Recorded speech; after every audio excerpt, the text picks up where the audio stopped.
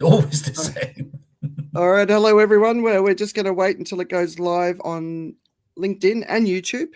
I'm actually curious about this because we don't know where all this goes, right? Because we've only noticed that it comes on live after some time on some of these channels we know. But where do these missing seconds go? Well, they go into this big store of time that the universe has, and that's how people manage to find kind of like time to do other things, because they like take it from us. And all right, so we're live on YouTube. Good. Okay. The same. What? We are live on LinkedIn. So welcome to the Shit Show. So, wow, great. So if you've just joined us, you've missed all the parts where we told you everything about the Epstein files. But thank you for joining us right now anyway. Yeah. Welcome to the Shit Show. Hang on. I forget how this works. Sorry. Yeah. Okay, let's back up. 3, 2, 1. Andrea, go. Welcome to the Shit Show. My name's Andrea Edwards. My name's David Coe. My name's Richard Pizzolotto, and I'm bottom left today, live from Italy. And my name is Joe Augustin. Welcome to the show that's trying to make sense of the polycrisis. Of course, if you haven't come to terms with what the polycrisis is, think about everything that's wrong in the world and everything that seems to be connected with everything else, and that's what we call the polycrisis. So we're trying to untangle that. Admittedly, it's a big task, and we always try to get it done within 1 hour. But that's why we have a 2.5-hour show now. So there we go. The Shit Show also tries to look at different perspectives from all over the place. So I just realized it sounded very thrown away. Hello? In a word, that's the Shit Show. Yeah. So we get diverse voices as well to bring them onto the show, so we can have a more interesting perspective on what we're looking at as well. So while you are, by the way, liking and subscribing and sharing this with your friends, I'm going to introduce our guest today. She is a seasoned C-level technology executive with over 3 decades of leadership experience at companies like Microsoft, Cisco, Here Technologies, Sage, and Citrix. Her career has spanned 4 continents, from Bulgaria to Singapore, from London to Dubai, where she has built businesses and transformed organizations while developing deep cultural intelligence and understanding of global markets. Today, she channels this extensive experience through Rask Tech, providing interim leadership and strategic advisory services to organizations navigating critical transitions while also pursuing her passion for building communities and sharing insights from her global investment and business experience. This is Stanimira Kuleva. Hello, everyone. Lovely to join you. Yeah, it's great to have you here. Yeah. So Stanimira and I actually go way back. We used to work together at Microsoft, and she was my favorite executive, and still is. But do you want to just give everyone a little bit more context about you? So originally from Bulgaria. Yeah, originally from Bulgaria, and at the time when I grew up, Bulgaria was part of the Eastern Bloc in Europe, Eastern Economic Bloc, and it was specializing in silicon and IT technology within that group, within that bloc. And so I'm one of these products of where investments in IT, education, computer science, and stuff like that was heavily focused, and I benefited from, the fact that I grew up in a system which allowed equal access to education and participation in STEM disciplines, etc. And it's been the passion ever since. Working in technology has been my passion, and it still keeps me going. Also, I've worked and lived through a couple of fairly major transitions in technology, and it's always very exciting, and these cycles are accelerating as well. So had the chance to live and work in different places, and this is what Andrea was mentioning. We worked together at Microsoft in Singapore. I was running part of their business for Asia Pacific at the time, and I've spent equal amounts of time living between Europe and Singapore mainly. But operated and kind of worked out of places like Australia and US, and pretty much global citizen. I would say, in addition of being a passionate technologist. But also a passionate community builder. That's the other side of you that people who know you're famous for it. You build communities around the world that sort of support each other. You're renowned for it.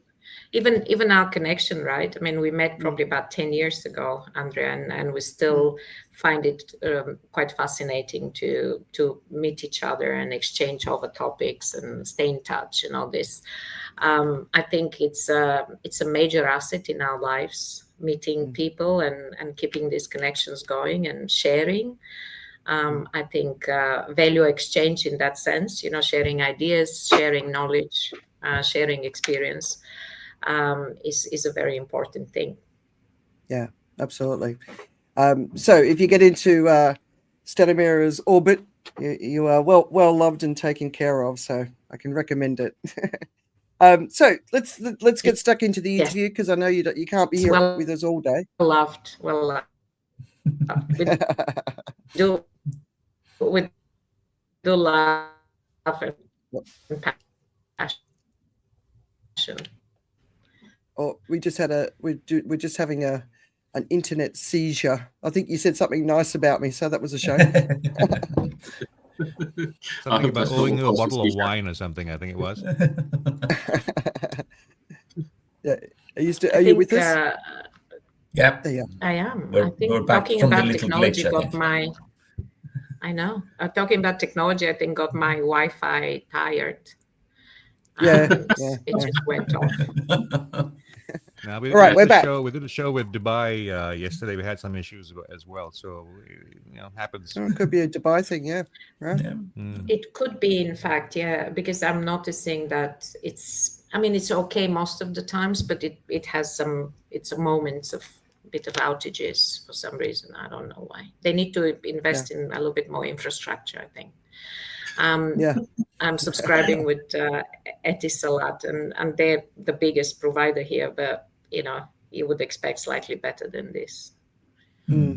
Well, so one of our friends in Dubai yesterday. I have to come in and out sometimes. Compliments of. We'll manage it. All right. You have been in the technology sector for more than 3 decades. You've worked globally, as you were just talking about. And you've seen it all. And we've been through a lot of hype cycles in that time. So we had the internet hype cycle, obviously was a big one, the dot-com boom and bust. We've had cloud, which was very much the big story of the time when we were at Microsoft.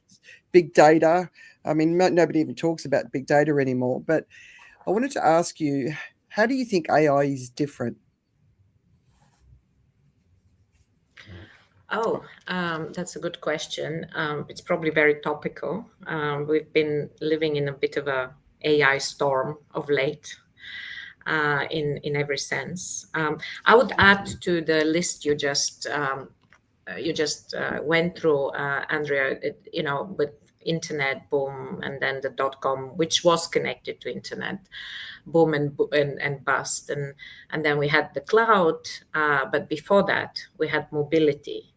And I think mobility, cloud, data, big big things, right? And if you just think in the history in the last 30 years, it's been the cycles are accelerating. So there's major new innovation coming and changing, the way we work, the way we live, the way we play, etc. Now, if you think about it, or the way I think about it is, it really started with much more of an underlying enablement technologies in advancements. And particularly cloud is a major such advancements, where it makes compute and data storage available in abundance, not as much abundance as ChatGPT and LLM technologies need these days, obviously, clearly, by all the big investments that are going now in building additional data center capacity and all this. However, the way AI is different, I believe, is it came upon us very rapidly. So the first time we started seeing LLM in actions, etc., it was less than 2 years ago, about 2 years ago, right, when we started seeing it and talking about it, and the level of adoption and impact it had in a very short period of time is quite amazing, in fact. And I was going to share a few things. I'm closely watching the impact on business, and which in turn also impacts our workforce in general. And what I see with AI is much faster adoption, much bigger impact. And I believe it's different than the previous big technology leaps in a way that it's much closer to our business process. So it just speaks directly of, the workflows, the way we do work directly. It impacts each and every one of us. And so to me, that's very different than just building compute, for example, or making mobile available. Even mobile affected us a lot as consumers and as employees. But AI is just so much more, pretty much everywhere. And it has much closer impact and much more direct impact on the way we work. Yeah, right. So it's not the tools or the plumbing in the background. It's actually at the front doing our jobs. Okay. Yeah, it's not the plumbing. It's actually the water that goes in the plumbing. Yeah. Yeah. Right. Yeah. The water. That's a nicer way of saying it. And we could say something else in the plumbing, but which brings me nicely to the next section. So I'm keeping an eye on it for different reasons, right? But I'm hearing a lot of the tech insiders, obviously anonymously, but they're basically calling bullshit on AI. I know that you work at the executive level. What are you seeing? I see that it's real. I see it as a real major impact on us. I see a major transformation coming as a result of it. Many jobs will be changed forever. The way we do things, the way we enhance our own productivity. And so to me, sitting on the fence and trying to judge it or saying, oh, yeah, it's not, every day or every hour you spend being negative and being a skeptic with regards to, is this for real, is an hour or a day we miss in adopting it and in figuring out how that's going to work for us and how that's going to make us better and faster and more productive and smarter, for example, in terms of accessing information in an easier way or communicating better. So to me, it's very real.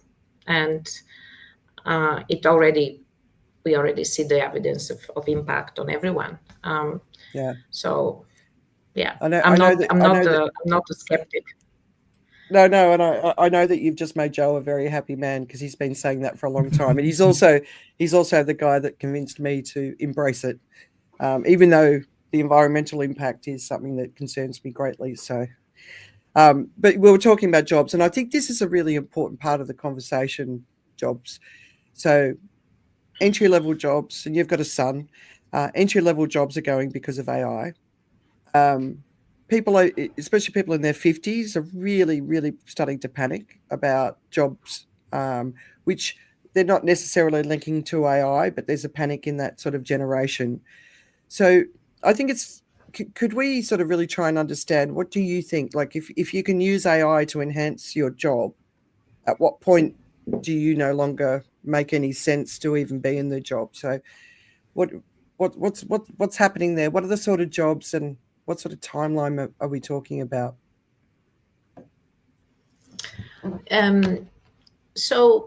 Well, that's a big question. So we can tackle it in many facets. I think the lifelong learning is a major quality for us as humans that should help through all these major transitions like this one, which is upon us. And to the previous point, to say, do we want to spend time denying it and questioning it, or we embrace it and we figure out how to make it work? To me, what jobs are going to be affected first, it's jobs which can be easily automated, right? Because these are the jobs that mundane tasks, which actually we have been tackling with other technologies like, kind of robotics, automation, and before the big AI onset. So these are the jobs that had been constantly targeted as fully automated, getting fully automated. So in other words, we have to hone into skills and knowledge and thinking, which is only to us humans, right? In our creativity, our ability to apply different ways of ensuring the outcome that we're supposed to deliver as employees or in our personal life. And so to me, we are going to see a lot of the back office work that happens today around, I don't know, automation in accounting, automation in data analytics, various other jobs which are essentially with a fairly little value add. These are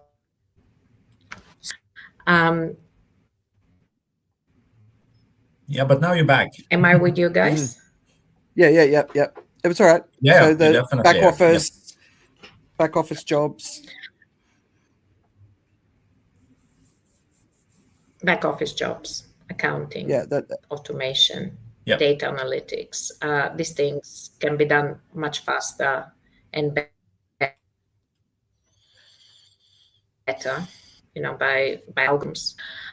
And we, in our own development, have to focus on skills, knowledge, creativity, ways of applying ourselves as humans that is very difficult to program or copy.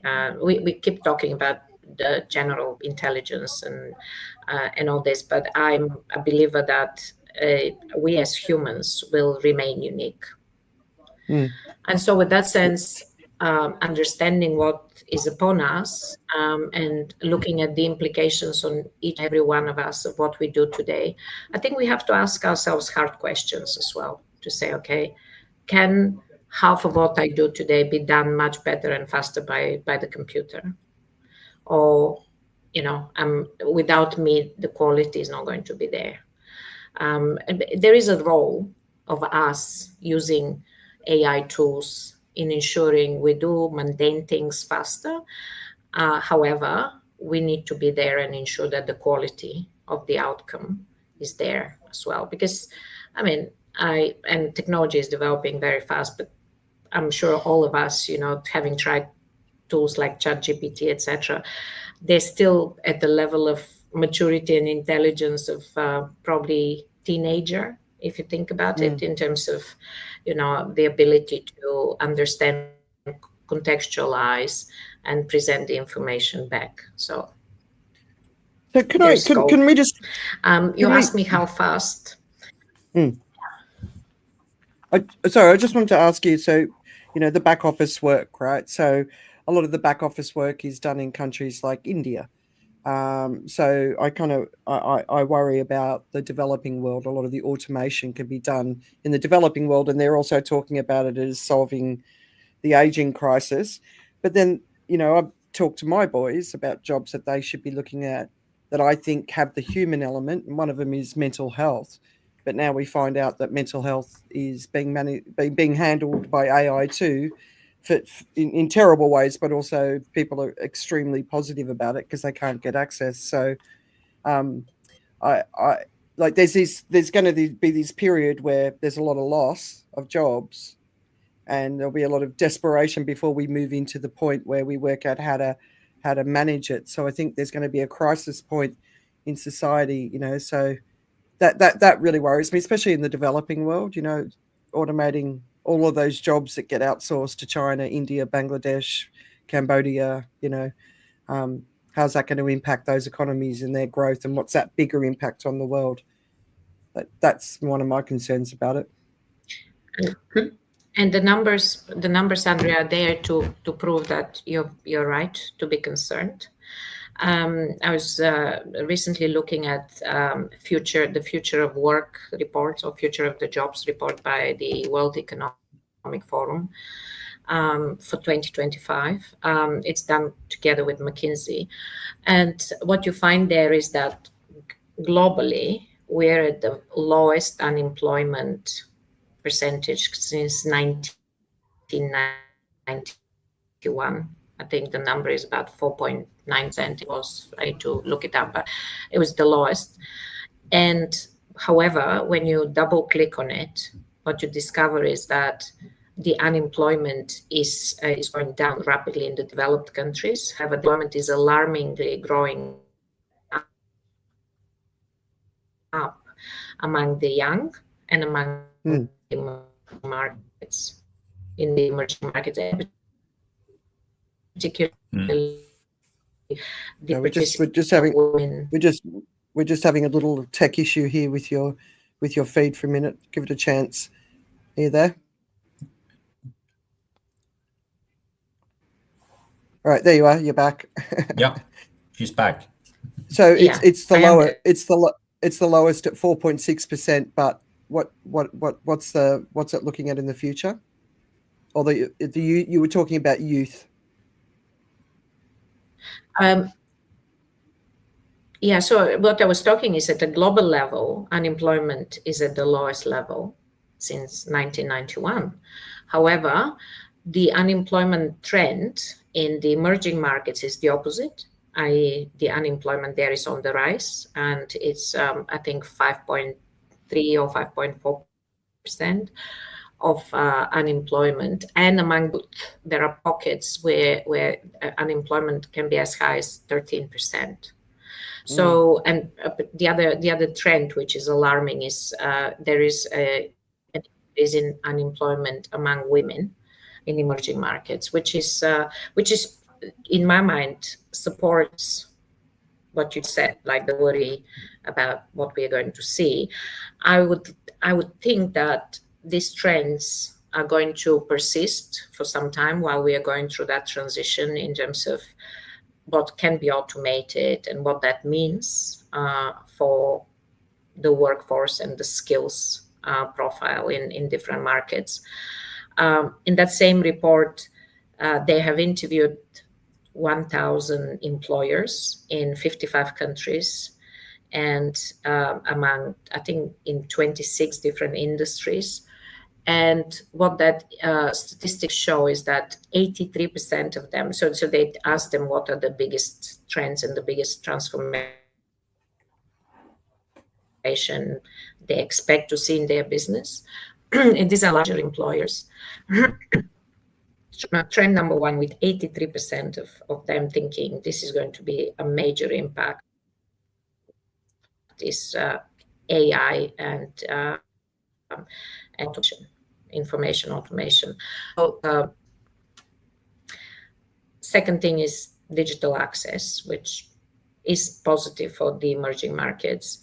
And third thing is robotics, which will also eliminate some of the low-end physical, kind of deskless type of workforce roles. So I was just going to ask David, Richard, or Joe if you want to jump in and give Stanimir a bit of a break.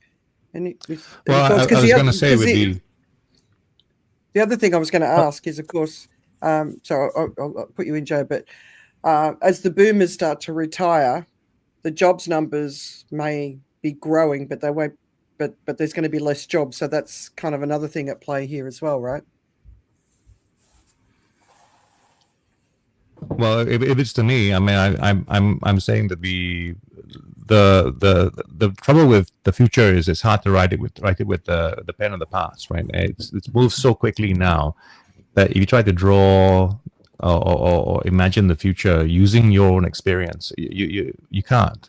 We were talking about kids the other day and what their future, what they may be facing, is that some of the stuff that used to be the easy answers to success, what's a successful career, you just can't rely on anymore, right? If you say pursue being a doctor, pursue being a lawyer, it's mission, I won't say mission number one, but it's very high up on the list there in terms of what AI is trying to, or the people who are doing it are trying to replace. They're trying to take things which are highly informationally based, which is medicine and law, for instance, and change the way fundamentally we do it. They're not trying actively to replace people, but they're playing in that space. But the playing in that space changes the way it works, right? So radiologists, for instance, they're definitely not as relevant as they used to be. I mean, you study very hard to try to get used to be able to.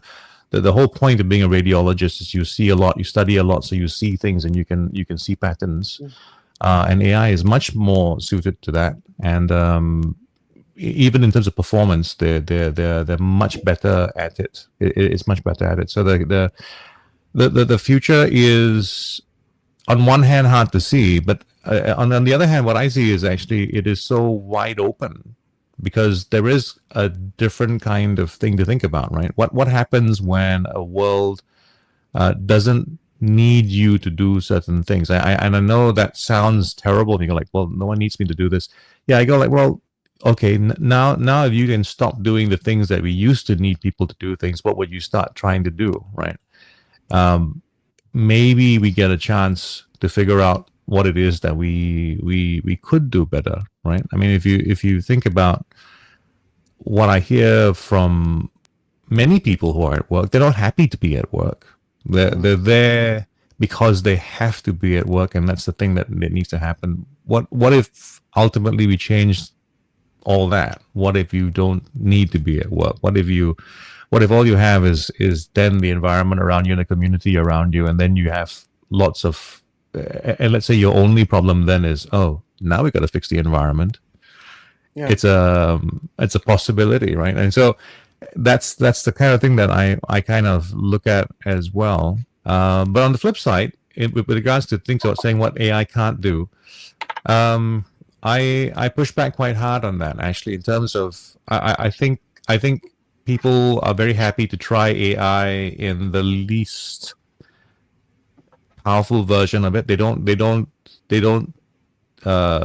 come in with 10 incredible prompts and then to be amazed by it. What they do is they try something very basic and they let AI fail and they go like, there you go, it doesn't really work that well. I think if you want to test AI, get an AI expert who is with you and throw a challenge. And if you like, digitally arm wrestle with AI and see how good it really is. One of the jobs that I'm very sure that will be replaced and soon, and very soon as well, actually, is the job of CEO. It's not as secure as people think, right? Because if you think what the main job of it is, it's about making decisions and making decisions in the right direction. It may not have wisdom, but it can. If it's a CEO of the right kind of company, AI can make very fast decisions and make very quick actions as well. And like human beings, they'll make their mistakes. But if they make a bigger number of correct decisions versus bad ones, I think the company will win as well. I agree with a lot of what Joe's saying, in especially in terms of kind of where you find your presence. But I think we've got this the wrong way around. I think we're looking at jobs fundamentally in terms of that kind of unit of labor. And therefore it can be replaced, and therefore we are now without purpose. I think the real question is, what do we really want jobs to be about? And how do we want that to be the case? And Andrea mentioned about, effectively that's sort of the human touch element and so on. We forget we are the economy. We determine it. And it's not that the economy determines us. So all of these job numbers, of these job trends, of these kind of, oh my God, there are no jobs for this and so on, is putting the economy above us. That's not the case. I mean, that's what Richard and I, our game of Thrive is really all about, is to realize that actually we are the genuine creators and agents of the economy. And it's up to us to determine what jobs are for and how it engages us as to how it realizes our own genius and allow our own spark to fly. And if we keep talking about AI in the way that it's being talked about here, we are actually diminishing ourselves with it. we're not doing AI service, and we're definitely not doing ourselves a service. Yeah. I'm just concerned about the lack of thought that's going into the future. But we didn't cover the time frame of change, Stanimira. So, you're saying it's like a teenager now. It only took it 2 years to become a teenager. So yeah, but I do agree. I do agree with what Joe I'm still learning how to ask smart questions and create the right prompts, etc. The one thing I do not agree with when Joe says, like, let's surround ourselves with an AI expert. I would say we probably all need to be AI experts somehow, right? And to the point that David was mentioning around building, kind of in control of our own destiny and using AI as one of our helpers or someone that enhances us and makes us more productive or let us do something that we like better, is probably the right line of thought. And I felt very strongly actually when Joe was expressing his thoughts about impact on jobs and stuff like that, that somehow we need to be the economy. The humans will be the ones, right, that determine what we want to be and what the next phase should be. It has to be in our hands.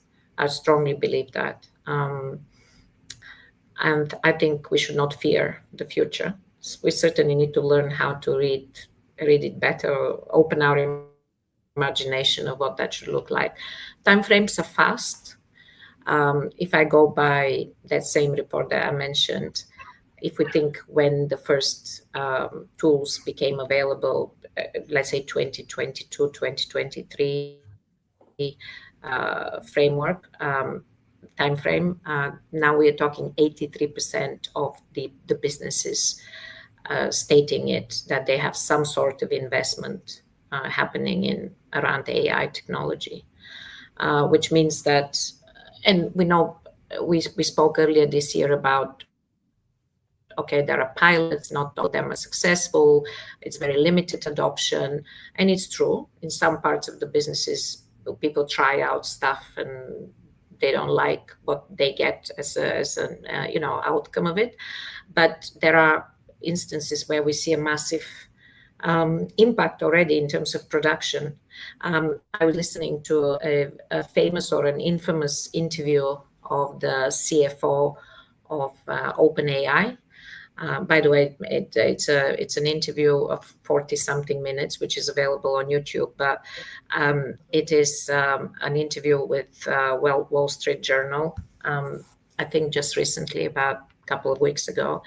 And she was sharing some of their commercial engagements with one of the big pharma companies. The one that stood out for me was there was a commercial engagement with a pharma company where they were able to reduce their R&D, like drug discovery cycle, from whatever number of years down to months.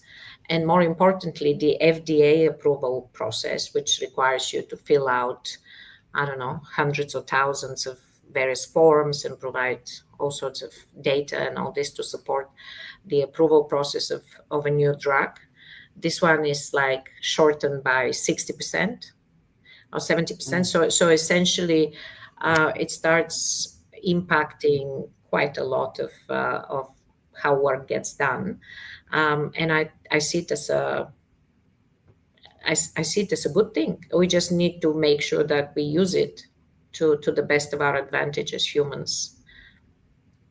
Yeah. So use it for the good things. So I suppose that's the question. What do you see as the possibilities for the technology in the coming years? So obviously the drug cycle, that's a real positive.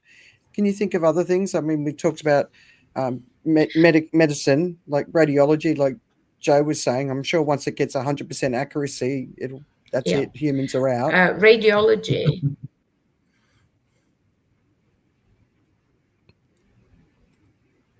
Well, I'll just jump in there because it dropped out. But just Well, the idea of maybe. Sorry, but anyway, carry on. Go ahead, Stanimara. The possibilities. We had a glitch there. I Yeah, the think we're back. possibilities. Actually, this thing with can you guys hear me? Yep. Yes. Yep, we got you. If you keep talking, you will catch up. Okay. Okay. It will run after me. The Wi-Fi bits and bytes. Yes. Joe, when you were talking about this radiology example, right? I mean, this is so fascinating. I had this meeting with a lady from, actually an ex-colleague from Cisco. She was a CEO of a small startup in China.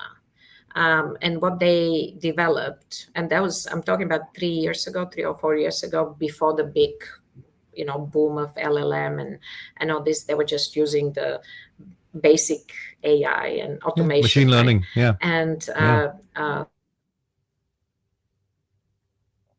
image processing.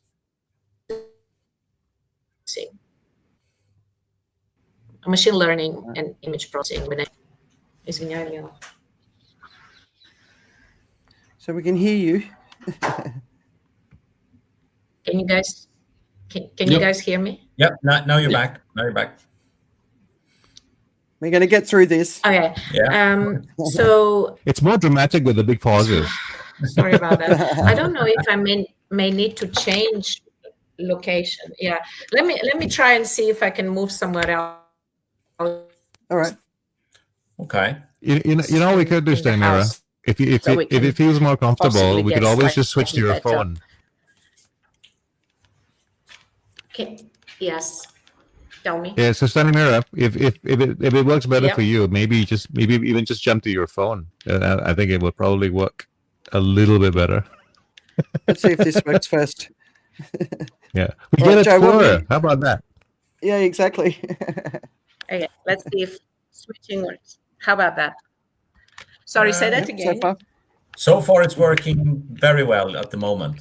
So yeah, let's try this and see if it works. Are you Bitcoin mining in the background? Is that what's going on? Okay. So I was talking about my friend. Yeah. Yeah, no, I'm not. I'm not, unfortunately. I'd love to. Even though the current price trends are not so positive. I was talking about sharing my conversation with this friend of mine from China, who is the CEO of a startup, which at that time had a great product combining image processing and machine learning, and analytics. To your point, to your example about impact on radiology, Joe, and they were in a number of tests at that time with various cancer hospitals and healthcare providers. And they were showing some amazing, so they were able to prove that using their image processing and applying machine learning and analytics on top of it was delivering 70% higher accuracy in detecting some very specific type of cancers. I think it was some sort of lung cancer that they were targeting at that time. And it was just astonishing to see how, and to me, we can't put everything, kind of paint it with a broad brush. But I believe if we harness the power of these technologies in the right context, applied on the right data, help it with the right modeling and the right specialization by industry, by use case, and allow it to train and develop, it can be a great help, I think. I don't know what that radiologists that would have done better in terms of. Yeah, go ahead. Can I add, interject a bit to that, and back to the point I was trying to say. I watched Radioactive on Netflix. It's a film about Marie Curie, and there was a part in it project where she helps to create these mobile X-ray units. This is during the, I think, First World War. And, you know, before this, people didn't know on the battlefield whether you just sprained your ankle or whether you took a bullet and so on. So there were all these amputations that were happening, and young men were basically losing their limbs left, right, and center. But with this, it really helped, and it made a huge difference. Mm. But the point is, we still fight the war.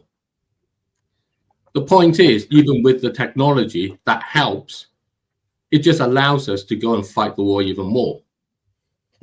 And it's not actually addressing what we are as humans. I think if we don't start thinking about that, we're getting this all wrong. And that's where I find all the conversations about AI disappointing, because they're not actually bringing us to ask what are humans. And I want to bring up Society 5.0, which is kind of Japan's technology policy. Richard and I wrote about this in The Unsustainable Truth. And there they had a don't list. And it says, don't put technology first, don't put the economy first, and don't put the expert first. And that's interesting for a technology policy for Japan in that way. And it says, be guided by a human-centered approach. Be guided by being open and inclusive and sustainable, and being guided by being experimentation-driven. Now, that's a very different perspective in terms of how we may want to talk about AI, because I think we are holding the wrong conversations. We're talking about functionally how it is better, and we're losing the sacredness of what it means to be human.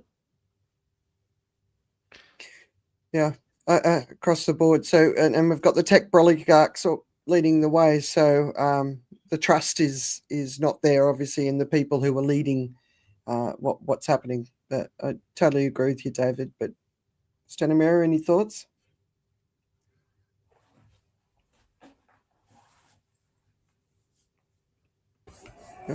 I'm actually quite fascinated by what David shared. How is that for a technology policy? It's amazing how you change the conversation and how you actually apply the right lens to it, right? The one that stood out for me is experimentation driven, right? Experimentation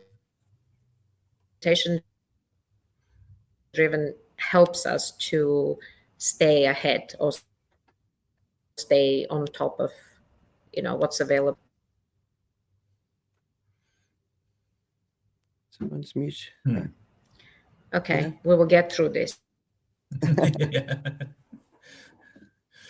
Of course we will. Yeah.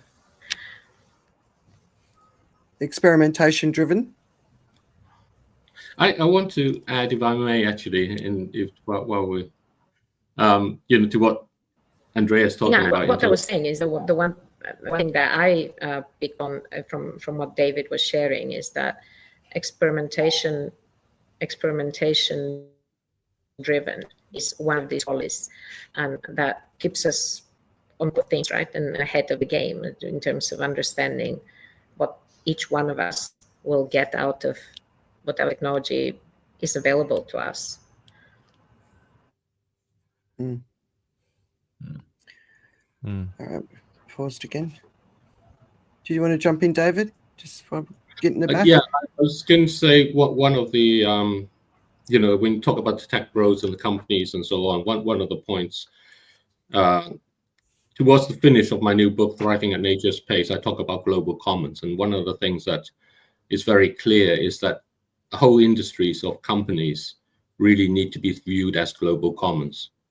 And in the book, I talk specifically in terms of kind of the fossil fuel industry, the oil and the gas and the coal companies in what they do. And there are lots of kind of extractive and other industries which apply, and to the extent of kind of where we want to think about the AI and all the rest, and to the point of kind of, what Joe talks about in terms of kind of the huge Star Trekian benefits in that way. I think you don't get there unless you're able to view companies as global commons. And that's a very different kind of ownership structure as to what it implies. And in the book, I talk about the sort of ownership structure that you can actually create, how it can actually work in that way. We end up fighting the wrong battle in trying to say, how can we make the individuals who are the founders and the private equities that are the owners and the pensions who are feeding the money into the private equities and that cycle, how can we make all that work in a very hubristic world? And we're kind of losing the whole meaning of how what we can actually ourselves put in there. And again, that leads to the experimentation, because we're not going to get there in one step. That's the point. Everybody wants that single one big magic bullet that does it. And that misses the whole point, that actually nature doesn't go around and change from a rainforest to, kind of like a different kind of ecosystem in one fell swoop. It does it in tiny, tiny steps. You know what, David? Exactly, and now in the cloud world and all this, what we are saying in technology is fail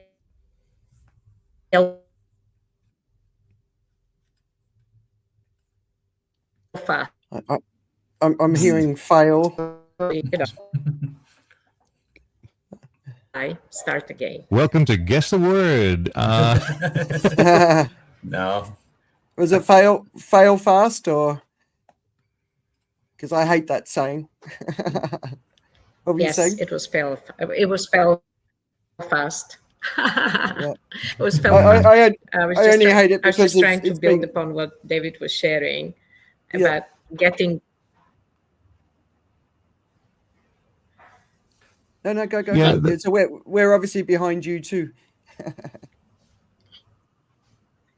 I was just saying that's how it goes, right? You fail fast, you learn fast, you start again, next time better, and this is how the iterations go. And I fully agree. We're not going to get there. We also need one other element, though, and there's an element we miss. We also need one other element, which goes back to that comment before about the economy. What really is it? And it goes to this spiritual element of ourselves, what I call a spiritual belonging. What is my own mission and purpose?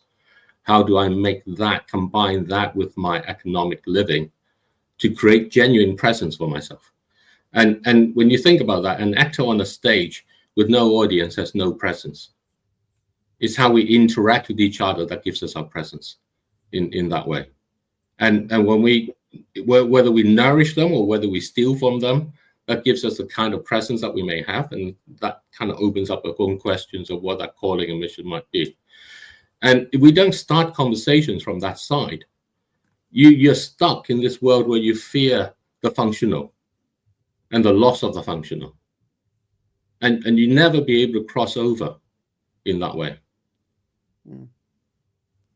All right, so I am keeping an eye on the time, and why does it keep even StreamYard's playing around with me? I want to talk about DEI, because I know that's been a part of your life as a female leader. We've had some funny conversations about it. So obviously Trump turned it all on its head, and we know that the way it's been applied hasn't always been the right way, but throwing it all out and going in the opposite direction isn't the right way either. So what are you seeing from a change there from a DEI perspective? Because it's not just the US, it's spread around the world really, really quickly. What are you seeing? What's your concerns about it? And how do we get it right? Because it's so important in everything that we're trying to get right at the moment. It's so important. Indeed it is. And I'm a believer in being pragmatic and being balanced about it, right? In what context are we applying the policies and the principles of diversity and kind of diversity of thought, diversity, gender diversity, the diversity of skills. To me, I've never seen it quite right? I've been in businesses where I, as a people leader, had to abide by policy KPIs, what percentage of female I need to employ. And otherwise, I was showing in blinking red on that dashboard as not having employed enough female colleagues. And then now we are having, the opposite side where you say, oh, no, if you're too concerned about diversity, then you will get punished as a business. And so it's really flip-flopping quite a bit. And in both sides, we see some wrong behaviors in terms of what outcomes that drives, right? So I would like to see that one gets hired, get promoted, and holds a job because of the uniqueness of their skills and what they bring to work, what their contribution is, etc., despite of what gender they are, or to me, you could have very unique angles just because of your gender, and that would be extremely positive as a decision. However, when it starts working against what is the best for the job or what is the best for the outcome, and you have to just apply because there is policy requiring you to, we move away from kind of being real of what actually is needed and what skills are valuable and needed for certain jobs. And so talking about the employment context of things, when we had to apply diversity around solving big world problems like sustainability, ecology, and all this, I mean, of course, diversity is needed. There's no other way you can go about it. We need participation across genders, across different markets, across different walks of life in terms of background and experiences. So that goes by, and frankly, I would love to be able to say how we solve it and come up with a solution somehow. I think each and every one of us can contribute to a total positive, balanced outcome by applying policies and what we do in our everyday life and decision making. Kind of be smart and be pragmatic about it. Don't just do things for doing things just because someone creates a policy and wants to. I mean, it's easier said than done because I know there are economic implications of certain policy and rules, of course, and enforcement. But I think each and every one of us in our jobs and in our decision making every day could be focused on doing the right thing. But we heard Elon Musk, obviously, I think it was last Talking year, about presidents, I was going to say I hope my wife didn't still. It worked that whole way through. Yeah. Yeah. But I was just saying, we had all the way to presence. we had the anti-woke Musk last year say what we need is a handful of alpha males to run the world, and I just remember listening to it going, oh, for God's sake, it's alpha males, because any man that calls themselves an alpha male is obviously not. It's those alpha male types that actually got us into the problems we're in. They're not the ones that are going to get us out of these problems, And but like when you talk about climate, women are significantly more impacted by climate than men. Violence towards women goes up when there's an extreme weather event. All of these things. And then of course we've got our Indigenous brothers and sisters who need to be at every table where decisions are being made and have the solutions to the problems if we've got the courage to listen to them. So, it's like the whole anti-woke movement is just so anti-human. It's when David's talking about the future, and then we've got the tech broligarchs who very much sit in that space, and so there's no trust there. But we're leaping all over AI. The very same companies who delivered social media that basically destroyed democracy are now the same companies that own AI. So I'm not feeling too confident about where we're going, and they're just. I want to add a little bit about a conversation I had yesterday with a young man from a refugee camp in Uganda. And he got in touch and he's wanted to talk about, kind of regenerative agriculture and stuff like that. And conversations sort of drifted along. And I was saying, why do you want to do this for? And he was saying, and it basically drifted to the fact that he has now moved away from kind of different countries. There are people from sort of 7, 8 different African countries, from kind of Sudan all the way over to Congo and so on, that have been displaced for various reasons. And there's like 170,000 people there. So it's a pretty big kind of, camp in that way. And the way he sees this is kind of his home. He wants to contribute to it because he feels that this is his home now.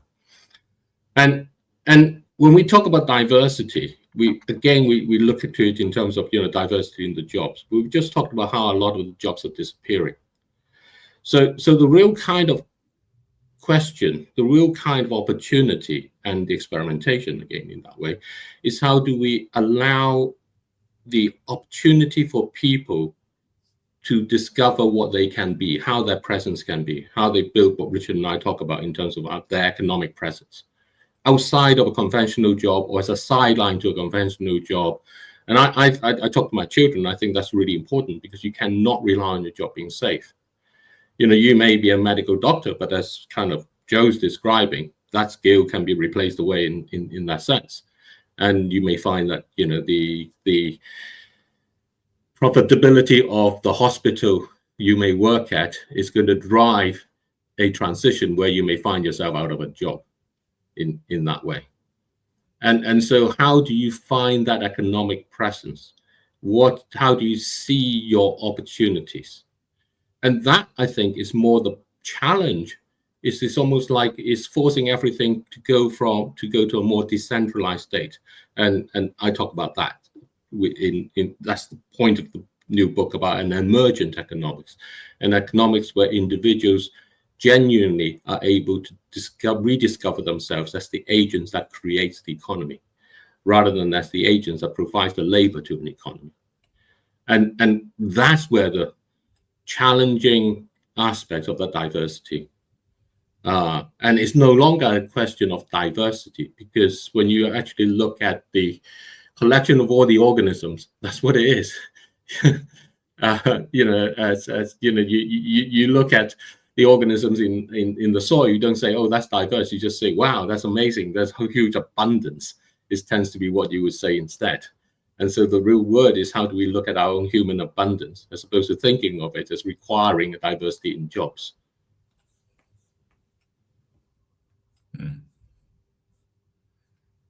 I want to bring sorry, I was muted. I want to bring Andrea back because to me the diversity of life in soils is actually why soils are producing our food, right? So it's actually a good example. But Stedomir, I know you need to go. So as you're very much in the B2B space from a technology industry perspective. When you look ahead into the future, it doesn't have to be about tech. It can be about anything. What really gives you hope? I think what gives me a hope is that we are going to be stronger and better and more productive. That's what it is. Have access to faster, better communication, which today's session is not an illustration of. So we can connect with each other better. we can exchange. Actually, I think it is a great example, because we have communicated, and we haven't done so because the technology has been flawless. We've actually communicated. Despite of that. Yes. Just imagine when it gets it right, when it works, how much better that's going to be. It's two different things. It's the dialogue, and then there is technology, and we often confuse the two, and we end up putting the functional above the purpose. Right. Yeah. Okay. Yeah. It kind of makes sense. So I know you need to go. So just final thoughts. No. I love your show, guys. Thank you. Always have something very interesting to bring and to bring up, and I'll continue being a big fan of yours. Thanks for joining us. Thank you. Thank you so much. Yeah, really appreciate you being here. All right. Bye. See you guys. All right. Let us bring us all up. So There we go. Thoughts? There we go. Richard, you were pretty No. quiet. Yeah, it's technically in terms of pure knowledge, it's something that David and Joe are far more adept at commenting. They've worked with this for a long time, and I think she touches on a few bits and pieces that are very, very dear to my heart, and it's got to do particularly with her argument about diversity, which is you cannot legislate diversity and create it by regulation. It is something that smart leaders, smart people in decision-making positions actually see as enhancing an organization's strength and a team's strength wherever you are. And I often, when I was in a position to bring people in, I always went for someone with a background and an experience as far away as possible from mine. Because the last thing I want to work with is a little clone of myself, It's like, what does that bring to me in my ability to do my job better if I have, a Richard 20 years younger next to me? It's like completely detrimental to your ability to get better at what you do. I think it's so fundamental. And then I'm completely uninterested of, do you go to the right or the left when you go into the toilets, or, what's your religion this week and where did you grow up as such? It's irrelevant. It really is about getting better at what we do, and people with reasonable understanding of how you structure and lead organizations, I think naturally have that ability. And I think she was very clear how she articulated it, and a lot better than me, obviously. Yeah, I think it's really interesting because I obviously wouldn't have asked her to speak about it, but in Asia there's a saying where you've got the tech mafia, so the Indian mafia, and that basically means your entire leadership team is dominated by very, very, very, very smart people from India. Or one of my examples was the Latin mafia. And basically the head of the business was from Latin America. His second was Latin America, and every single business head was Latin American, because obviously they're comfortable. They're comfortable and they speak the same language and, all that sort of stuff. And so, when I listen, what's the solution? I think it's education. And that's the soil example I thought was just really, really an interesting way of saying it, because, they think we've got 60 years left of healthy soil. If we don't have healthy soil, we can't grow our food, right? So by having diversity in our soil, it produces healthy soil, which produces our food, which produces all of the additional vegetation that we need for all of the different things that it works for, the ecosystems that it relies on, the pollinators, like if you have diversity in your soil, the benefits just magnify. And here we are close to losing the diversity in our soil through insecticides, through extreme heat, through all of these other things, right? So we're going to stop being able to feed ourselves, right? So to me, maybe the soil analogy is a really great way of educating leaders on. Like, I know I appreciate what you're saying, Richard, but you're not common. You're not. It's more the nicest common. thing anyone has ever said what a about devastating thing to say to a man. You're not common. You're not. People surround themselves with people who make them comfortable. Yeah, I think you're right, and it actually scares me. So maybe that's the focus, that education, right? Yeah. I can see that. Maybe I'll build out the soil analogy, and we can all share that as part of our training. Because, if you don't have, cities are designed by men. So the way roads are built, the way where toilets are, all that stuff, right? But a woman walking down the street with the pram doesn't have a footpath. There's not enough female toilets. There's, it's those sort of things. The seatbelt was designed for men, not for women, I think it's really interesting. I was thinking about Iceland during the global financial crisis and how basically they brought in women to sort out the mess of the men. Always. Women are brought in for crisis leadership, yeah. And then they're dumped afterwards if they get through it, yeah. They and blamed, yeah. Oh, there was an article a couple of weeks ago that lady that's behind Trump, the elderly lady that's like the Iron Maiden behind Trump. The headline was "MAGA's found a woman to blame for Trump."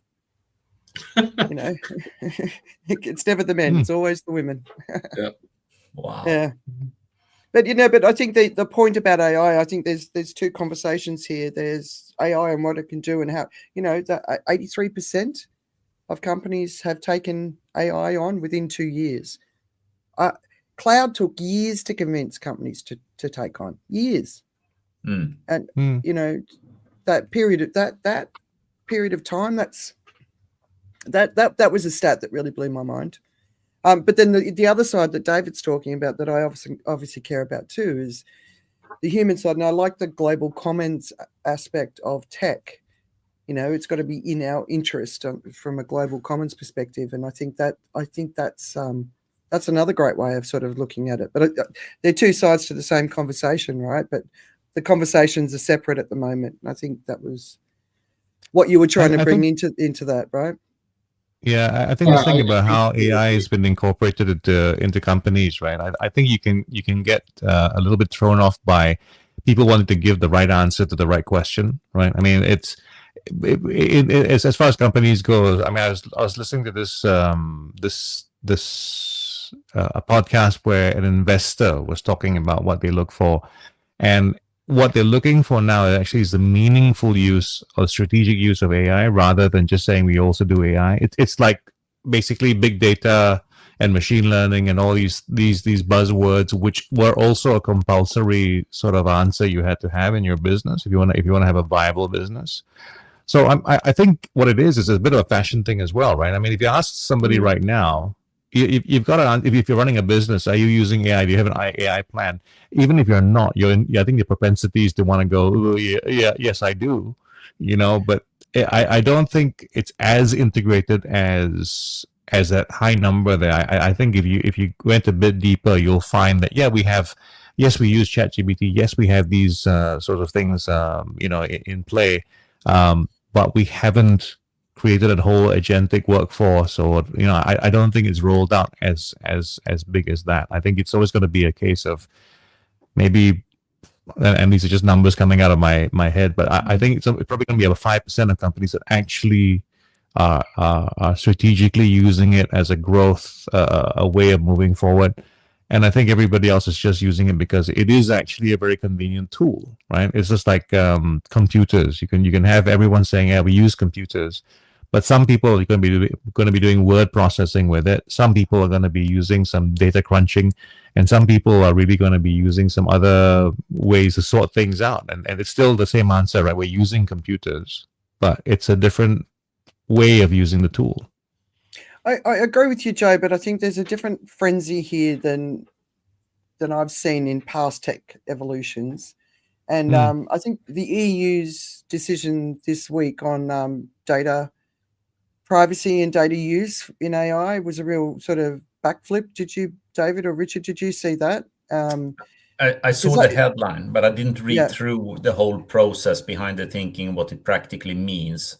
Yeah. But it was a real about turn, because, the EU is that one region of the world that comes up with laws that eventually get rolled out. So it was a bit of a shock to see that happen. But I think that's the frenzy that this time is representing. There's a lot of fear in the messaging. You've got to do it, because if we don't do it, China's going to do it. That sort of messaging. Even though most people who are just sitting there going, we don't understand why. But obviously the fear is so great that there's obviously a reason that that I think that's sort of at play. But and the speed of change of AI, like it's a teenager in 2 years, right? So it'll be a 30-year-old in the next 2 years, sort of thing. Well, I think it's what's different is essentially you've missed this kind of long period of early adopters. Typically, the technology that the people get, and now I'm a late adopter to any kind of technology. I didn't get a mobile phone until people were sort of saying, "What the hell are you doing?" kind of thing. That was typical for a finance industry person. You guys were the last. Yeah. Absolutely. And then you became Yeah.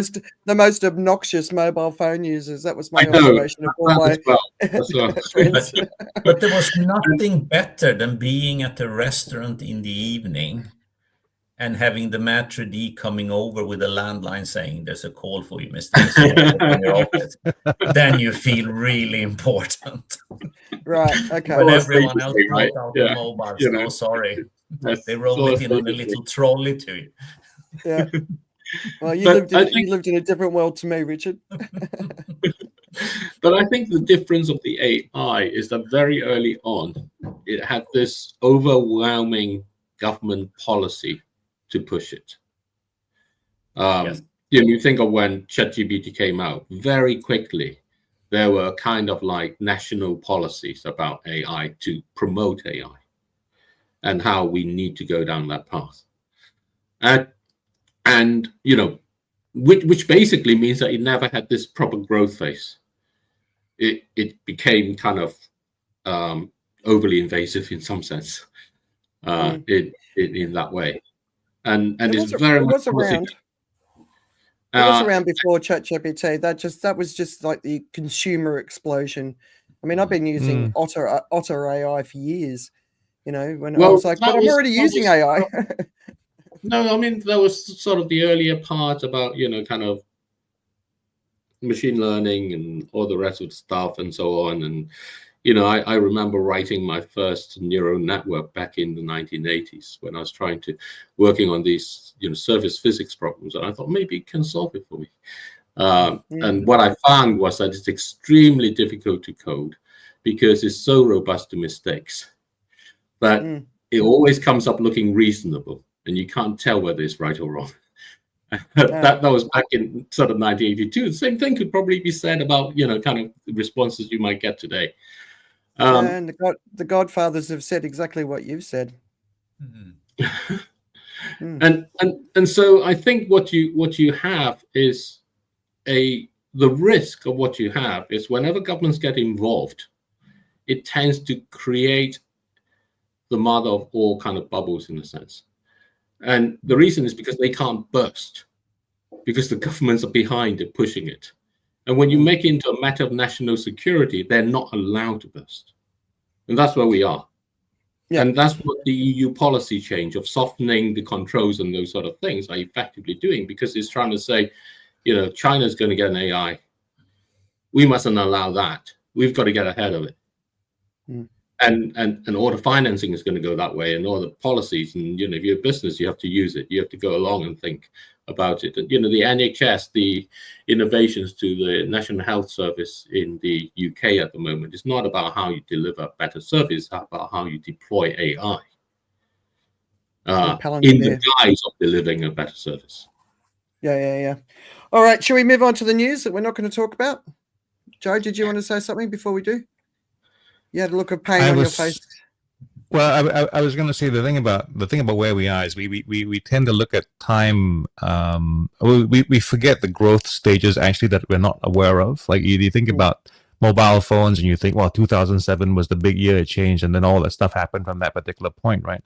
Mobile phones actually the evolution of the computer, which began way back in the 60s, which actually began even earlier, you know, with math and other stuff as well. So it's an evolution that has come to the gate and finally suddenly taken off, and we go like, oh, now it's just a big, huge, it's only taken this amount of time to be a teenager. I can literally remember using AI 20 years ago, right? Because I'm in the music industry. I'm not in the music industry. I work on radio. We had things that we would try to work on in terms of computers to try and work out how to play music that was suitable. So we worked very hard at trying to figure out how to do a more human choice for what song to play next on the radio. In audio, we used to do things like try to get tuning stuff and all that. So like auto tune or whatever. That's computational work. It really has to work on that. It's taken years for it to get really good. But we're actually at in terms of AI very far down the road. We're not just suddenly at the point where it's a teenager. AI to me, as far as I know, AI is literally a 23-year-old right now, right? And it may be older. You know that they've tried. I mean, if you think about it, the Turing test the fact that it was conceived in the first place, that is telling you when the idea to get going with that idea was, right? So it has been in progress all this time. We're way past the launch. It didn't just happen yesterday. I think Stanimir was more talking about business, and when you look at the history of technology, right? There's all these pillars needed to be in place before the next stage could happen. Like you talk about mobile technology. I remember the consumers taking off of mobile phones was about the late 90s. That's when people around the world started to get phones. But it was the iPhone that really sort of, took it into a new space. And that was, of course, what was the iPod? It was integrating the iPod into a phone that's actually started the revolution. But we forget those sequence. And then cloud. I remember working at Microsoft trying to convince enterprise organizations to get in the cloud. And they're like, no. And then data privacy and data centers needed to be onshore because you couldn't trust that next country to host your country's data. And all those conversations, right? And when you saw it behind the scenes, you just saw so much wasn't happening. But the marketing was saying that so much was happening. But AI just feels different. But it was all those things that have been put in place that was necessary before that consumer adoption, which is what really happened in the last couple of years, the consumer adoption. There were tools that I was using, but I know what you mean. It's not as it appears.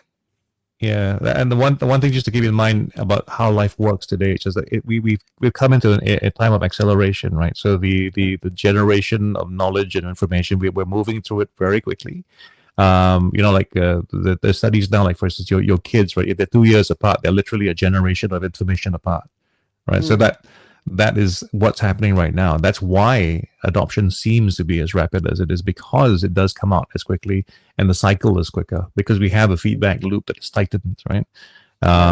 If you think about how traditional business used to work, you had to set up the business, you would take years to fail to figure out things along the way, and now we fail faster. I know that's not very popular, but that's the way it works. So you can try it now. You can hit 1,000 people. You can get a response very quickly. You can go like, okay, that's not working. And you can also reiterate. I just don't agree with the fail faster as far as governments are concerned. Really? Tech I'm fine. Yeah, governments. All right, we're going to go on to this. I haven't featured myself yet. Hello, everyone. All right, this is the stuff that we're not going to talk about. So the Epstein story with all that sort of 26,000 email dumps happened before our show last week. But the frenzy around it didn't really take off until after our show. And I got to tell you, that was a sight to behold. But since then, it's just another normal week in the news, with the US president threatening to execute his political opponents after they made it. And they're all ex-veterans. They made a video for the military suggesting it's wise they do not carry out illegal orders. So that's going to get a lot of attention. It's really the last 24 hours it's broken. It's already getting a lot of attention. David shared an article. The UK COVID inquiry is out, and surprise, surprise, many lives would have been saved if it wasn't for Boris Johnson's chaotic government. I can guarantee you, if you want to follow a government that's really methodical and follows the science, I would suggest the Singapore government. From Thailand, I was following the Singapore government. Italy has faced horrendous floods this week. Richard, you're not up in that region where that's been flooded, are you? No, but it's been quite wet, and walking out through the main river that splits the town, you can tell the water levels are very high compared to what they normally would be this time of the year. Because peak levels would be like April, May after the snow has melted.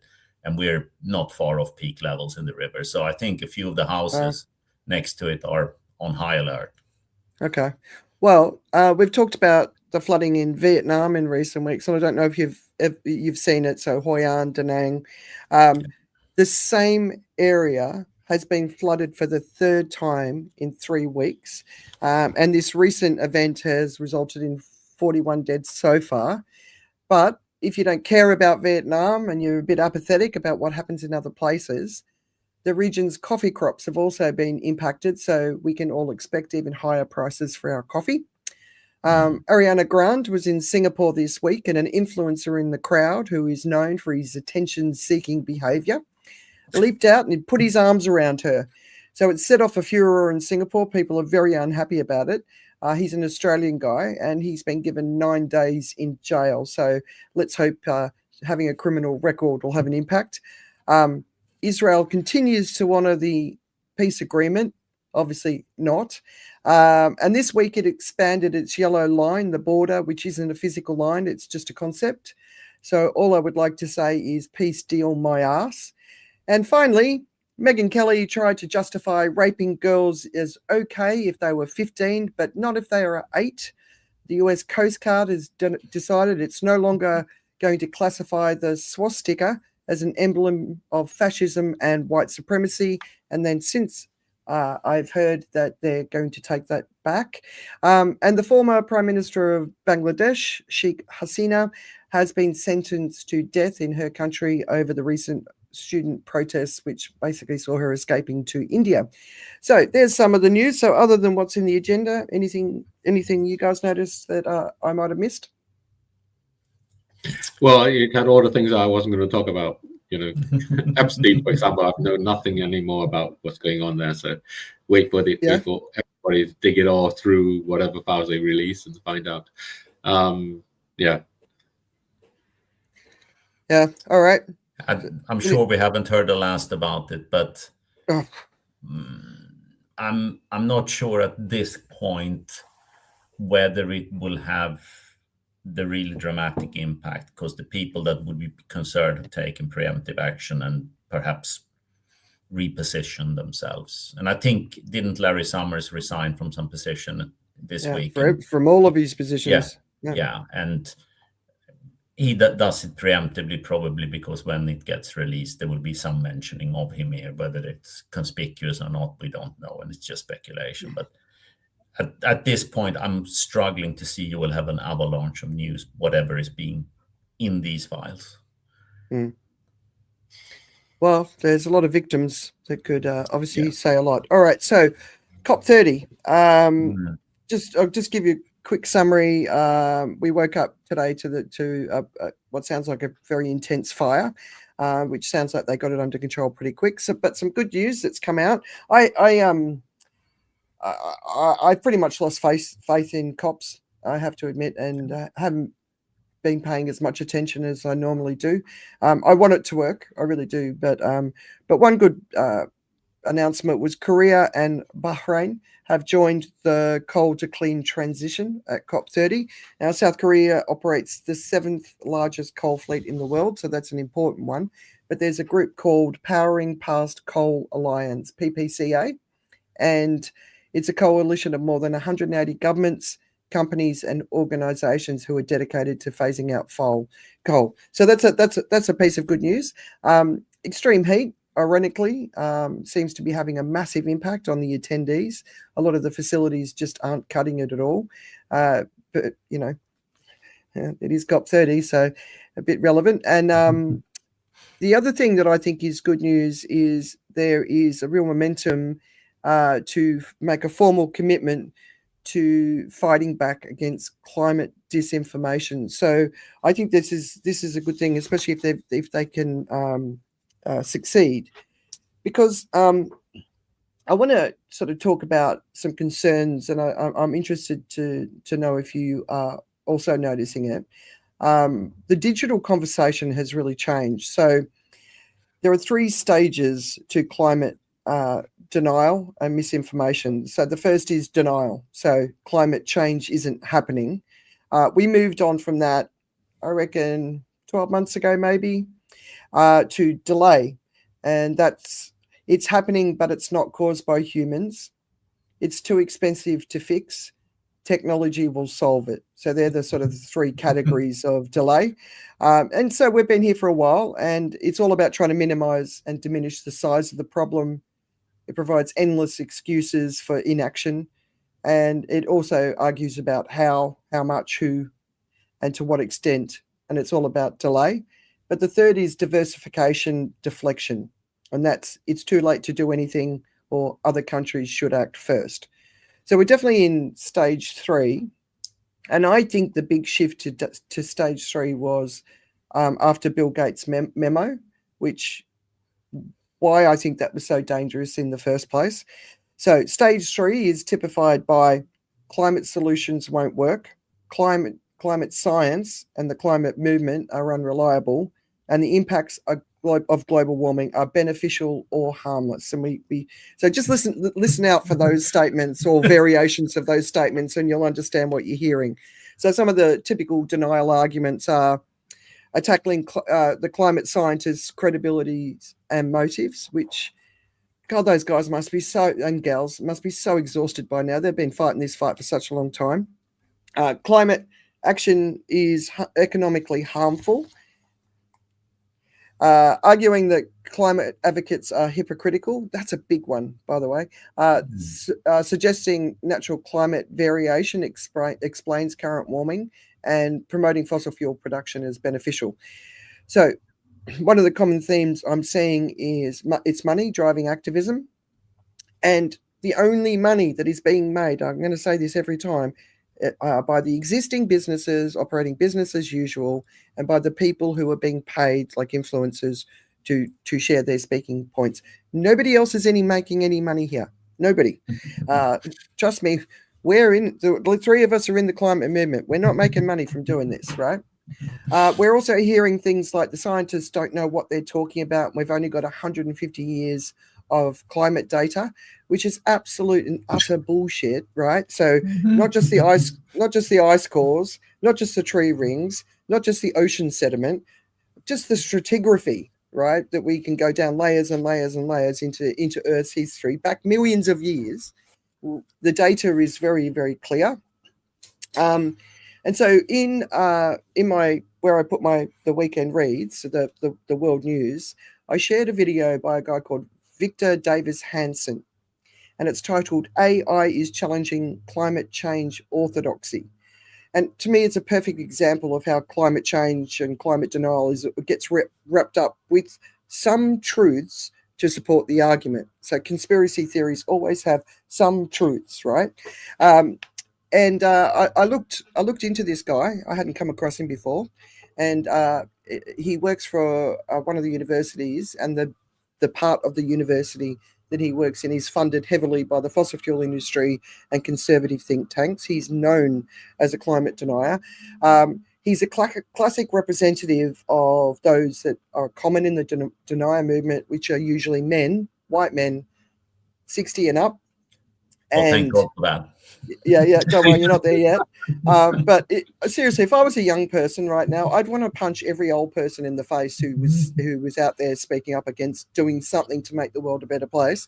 But I think the bigger problem, and I'll hand it over to you, I think the real problem that concerns me is if someone was just coming into their awareness that something is really, really wrong, and they're just about ready to do something, they're just about ready to say something and get involved.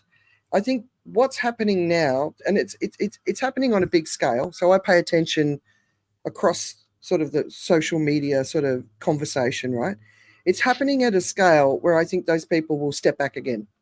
And I think it's really, really dangerous because we haven't got time for this. We really don't have time for this.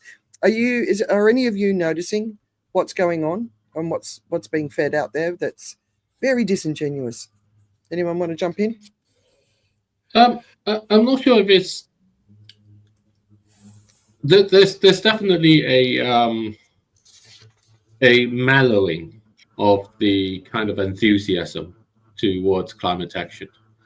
So we go back to when Richard and I kind of first saw that IPCC AR6 chart back in 2021, I think. Even 2020, possibly.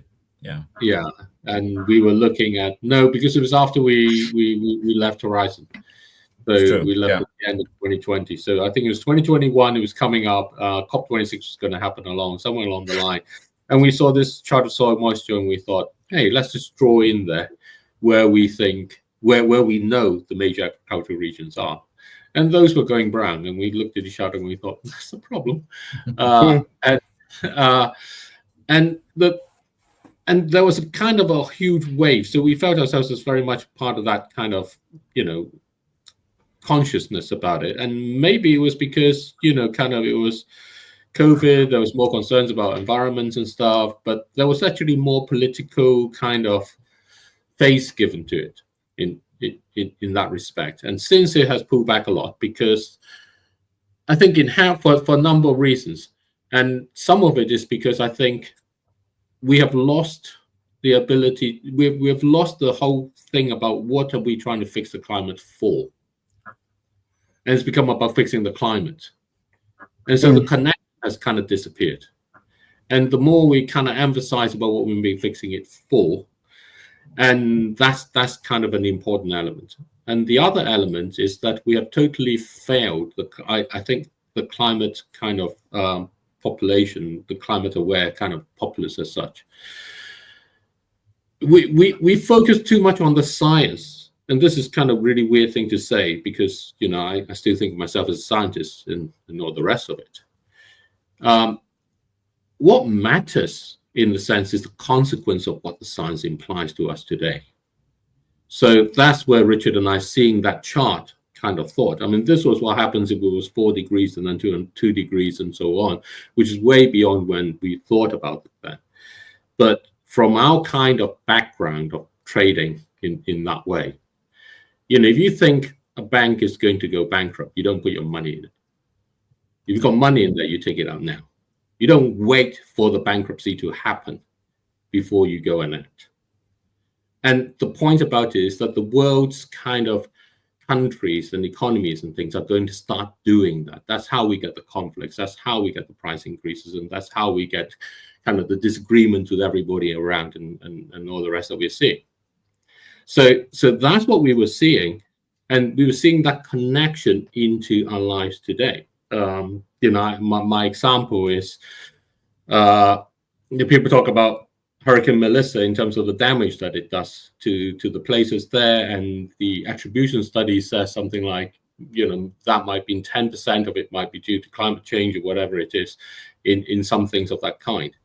But the consequence, whatever the cause you may want to think about, is that 3 to 5 million people go to Jamaica. They're now going to rebook their holidays. And so the local spa weekend I was hoping to get with my wife is now gone up in price. And that's the kind of chain of consequence that we really don't make the point. And the point that you just said about the coffee, that's why coffee is going to keep increasing in price. That's the connection that is actually the one that makes people sort of think, oh, why would I want to fix it for? I want to fix it so that I can have my coffee. Whatever the reason. If it's just fixing the climate as the way it's described, and the COP conference is all about fixing the climate in that sense, it gets lost. And the other side of the problem is there's this constant thing that if you agree on saying it needs $1 trillion and someone needs to pay you $1 trillion, it doesn't go anywhere because no one's going to pay you $1 trillion. And that's the other part of the problem, is that we have a total failure to accept reality, which is the financing everybody's talking about is not going to come. And the more you increase the financing, the less chance it's going to come.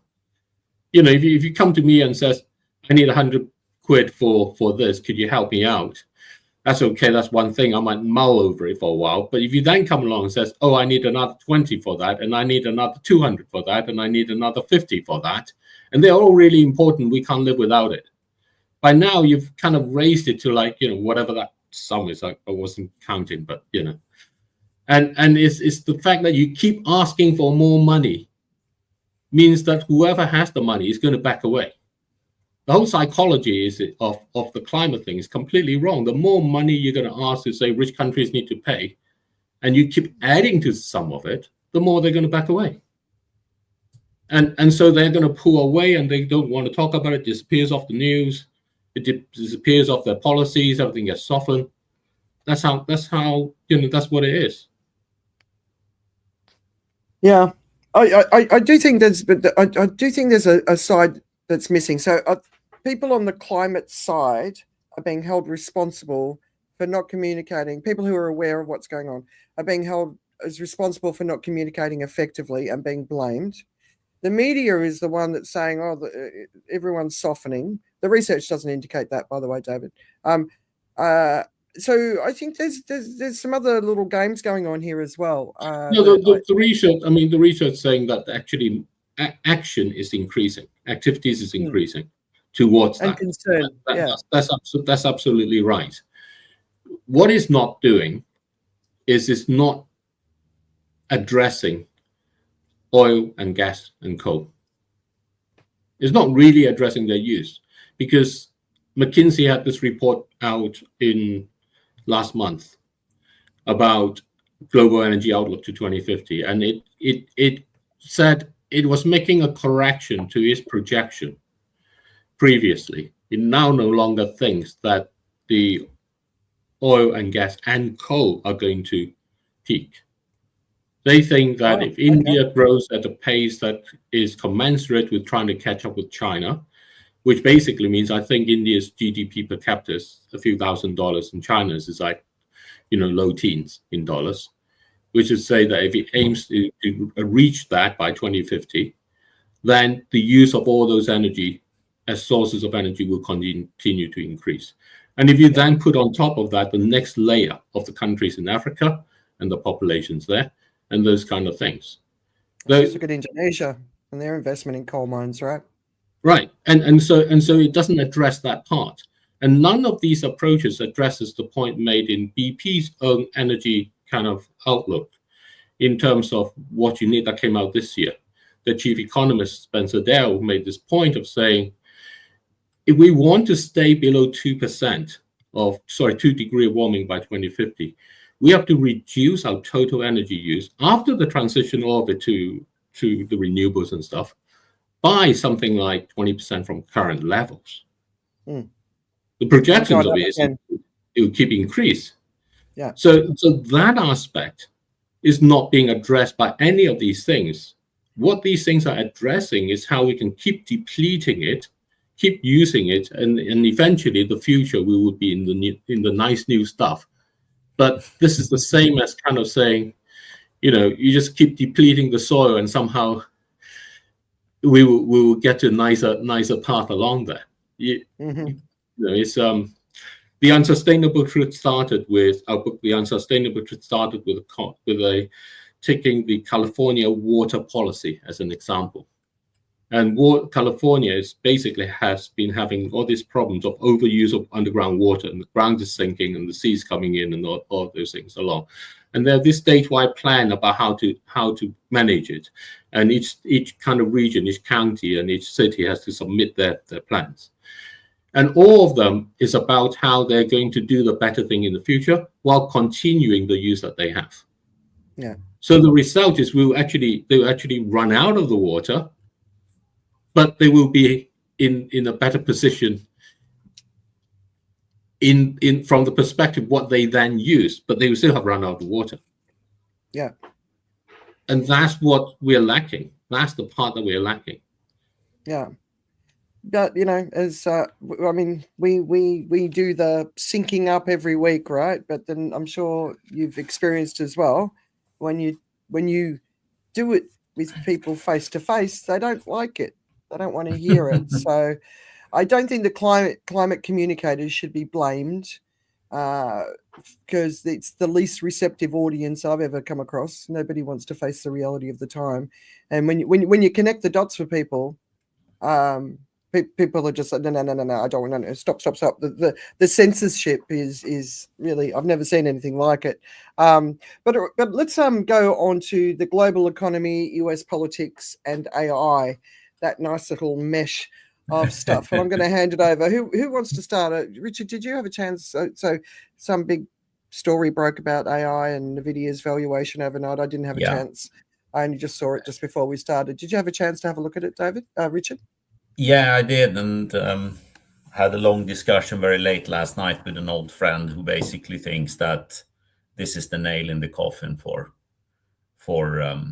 what he would describe as the AI bubble in valuations. And we've talked about it previously a little bit, that you have really got shades and reminiscence of the past in what's going on here, how you have a very, very circular, incestuous relationship by all the companies that are involved in this, and how they effectively boost their numbers by buying things from each other and investing in each other. So you you more or less account for the things twice in both companies' balance sheet. But outside of this circle, is there really demand?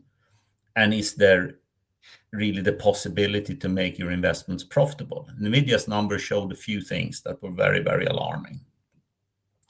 You had Jensen out speaking about absolutely crazy demand, but at the same time, their gross margin was declining for the chips they're making. And if you have crazy demand, most people would argue that if you can't boost your gross margins, then demand probably isn't that crazy.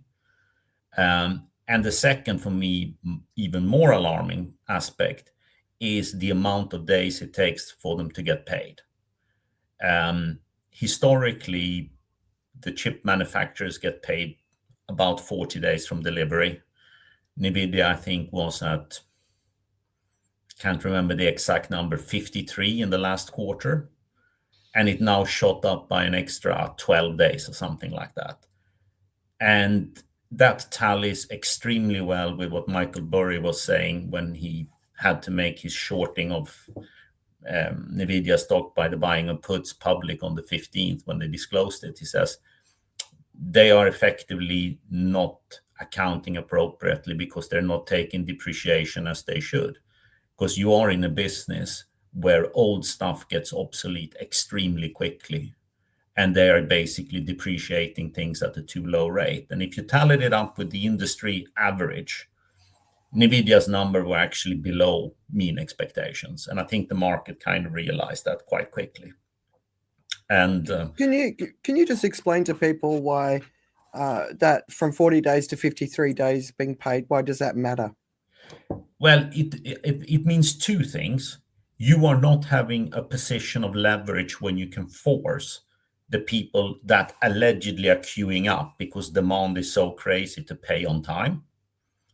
They are managing to negotiate a longer payment schedule on the stuff they buy, possibly because they can't buy quicker than that. But it means that you are constantly increasing your working capital rather than getting the cash flow through. So you are actually getting paid through receivables rather than cash, which is quite a dramatic difference. And all the really great accounting frauds we have seen in the last 30 years, Lucent and Enron and WorldCom, they were all like this, that they were selling stuff to their clients and financing it for them. The vendor financing model. Well, I think another way of looking at that is, if there's someone, you go to a store and you see something and they says, you can buy it, you don't have to pay for a year. Basically you get it for free for a year or whatever it is. Then, it's not something that that's in that great demand. No. So I think it's really more that point is that the demand for it, whatever the accounting stuff and the accounting hole and all the rest of it, if it really is in such great demand, you wouldn't have to worry about the fact that it is extending out in the payment. But the fact that it's extending out in the payment is kind of saying it's really not in that great demand. Correct.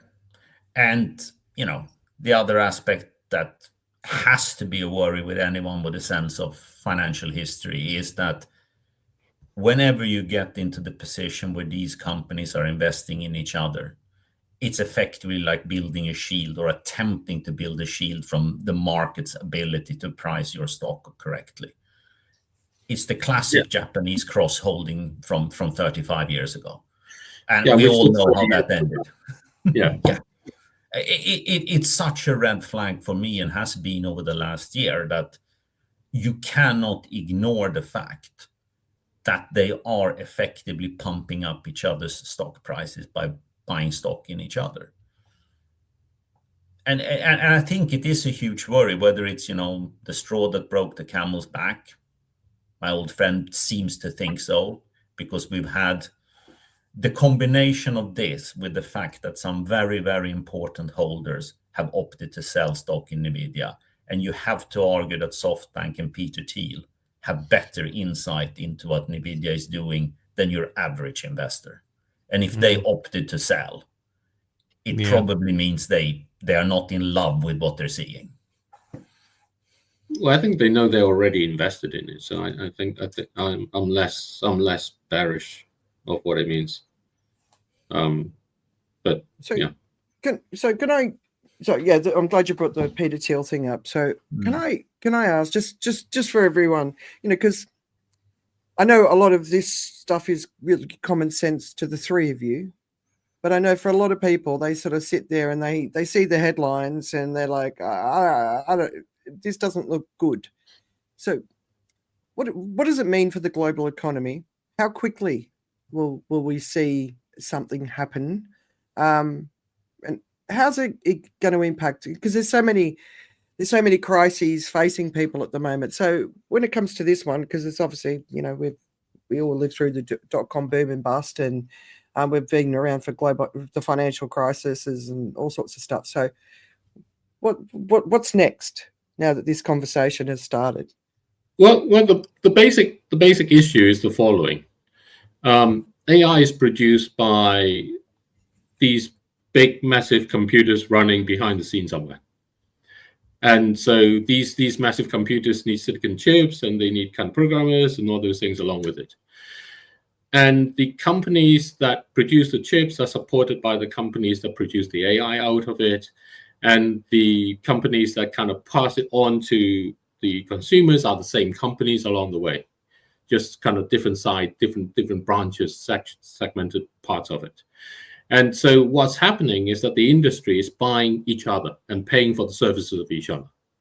It's a bit like, imagine that you run a bus service, but the company that produced the bus is actually the bus company, and they buy it from that way. And the customers are really the bus company's employees, effectively. That comes along through. So all the months, the bus company pays his employees for them to pay for the bus, for them to get on it, and so it raises the price of these things and makes it look fantastic. And then the company that produces the bus is owned by the bus company, and so it's all kind of very internal thing. Now, what the risk of it is, this can collapse, which is fine. That's no problem with that. It's just like, whoosh, it just disappears, and there's no bus company. That's not a problem. The problem is the rest of the people are now saying, get rid of your cars. You can't travel by bicycle. You need to go and get a bus now, and in all these things. So that's what's happening when they say, get rid of your jobs in your company. You need to use the AI, get rid of all those things. And that's beginning to fizzle around. As that go along, you end up having the rest of the whole economy depend on this bubble. So if this bubble then goes away, then you suddenly find actually people can't get to work. All those things don't work anymore. But by that time, they'd have spent all their money, which has disappeared off in this bubble because because they buy high into very high valuation effectively, which is sort of saying, you buy a car that's sticker price is $100,000 for whatever reason, but it's only worth 10. So you go along and you pay. Wait. That's Singapore, by the way, David. Yes. Yeah. Yes. I was going to say that about the bus ownership as well. Yes. And so you come out of it and you think, oh my God, this is crazy kind of thing. And you suddenly found that 90,000 has gone in that way. So you can't hire back someone because you've lost all your money in paying for the services and all those things along. So for the company and the people in there, this is great. And typically what they do is they're smart. They cash out and do all those things. Then they leave the bankruptcy to happen and things, and they walk away. The rest of it gets impacted. The more governments end up kind of pushing to say this is a must that we must go forward in, the more they elevate this bubble that it creates. Bubble is not back to what our guests were saying earlier. There's real functionality that it provides, but the valuation and the chain of kind of the infrastructure building and all those things is very much its own bubble in that way. Enron was an example, huge, massive energy trading company. Energy is real, but the way it made money and said it made money was not. And all the people that serviced Enron and that used Enron became caught by its collapse in that same way. And AI is pretty much penetrated everyone, right? 82% of businesses have got some form of AI. So that's that's a bigger risk, right? Yeah. Okay. Yeah, but then, of course, the thing about but then of course you've got the investors in AI, which would also be the pension funds. Yeah. Because Yes. so there's what, so talk through that. Just, I'm trying to make it relevant for people who, you know, maybe they're not in business or they're not investors, they're just at the receiving end. Richard? Well, to put it simply, your average pension fund holds a mix of assets. The largest portion of those assets would at the moment be equities, because it's kind of where modern portfolio theory have drifted towards. So to make it really simple, let's assume that it's 50% of your whole pension is held in public stocks, public equities. The problem with the AI trade as such is that these 10 companies that dominate the US stock market, and the US stock market totally dominates the global stock market in valuation, have never been a bigger share of the stock market in the entire 160-year history we have data for. The top 10 companies in the US are 40% of the market. And if you say that your stock portfolio is 60% US, which it typically is, even a bit more, but let's make it simple, then you effectively hold 25% of your whole pension wealth is held in these names. A quarter of what you have saved towards sits in Nvidia, Microsoft, Meta, etc. stock. And if they get a massive repricing, it's going to affect your pension pot quite significantly. The concentration of names you hold has never been bigger in the history of modern finance, because they are the names that are worth the most. So your average fund will, per definition, on average, hold that amount. That's the direct hit, and then all the other companies are reliant on them. So these top 10 companies are NVIDIA, which makes the chips, Apple, which is kind of this whole kind of process along, Microsoft, Google, or Alphabet now, Amazon, Meta. So they're all the companies that are part of this. Tesla's in there too. That are part of this. So for the ordinary person who goes out there, earns some money, gets a salary of a few hundred to a few £1,000 a month, whichever it might be, has a mandatory requirement to save 8% of it in a pension every month. Then about at least a quarter, somewhere between a quarter to half of what they're saving, goes into what is appearing from what Richard said earlier about the report of NVIDIA, what would very often be considered as a fraudulent accounting company. That's where, and be assured, it's the same in the others too. NVIDIA is no different. It's the same in the others too. So at least a quarter of what you're saving is going into what is essentially financial fraud, just legalized. Wow. So that's how it hurts you. So when Joe, do you want to jump in? Well, I was going to say fraud, but I wasn't going to say fraud. I was going to say less than wholesome. The word fraud is being used. Yes. But it incorporates such a broad spectra of activities. So I tend to gravitate towards what Joe is expressing, that I'm sure they are within the boundaries of legality, because the directors would not have signed off on this otherwise. However, and here AI comes back to bite you.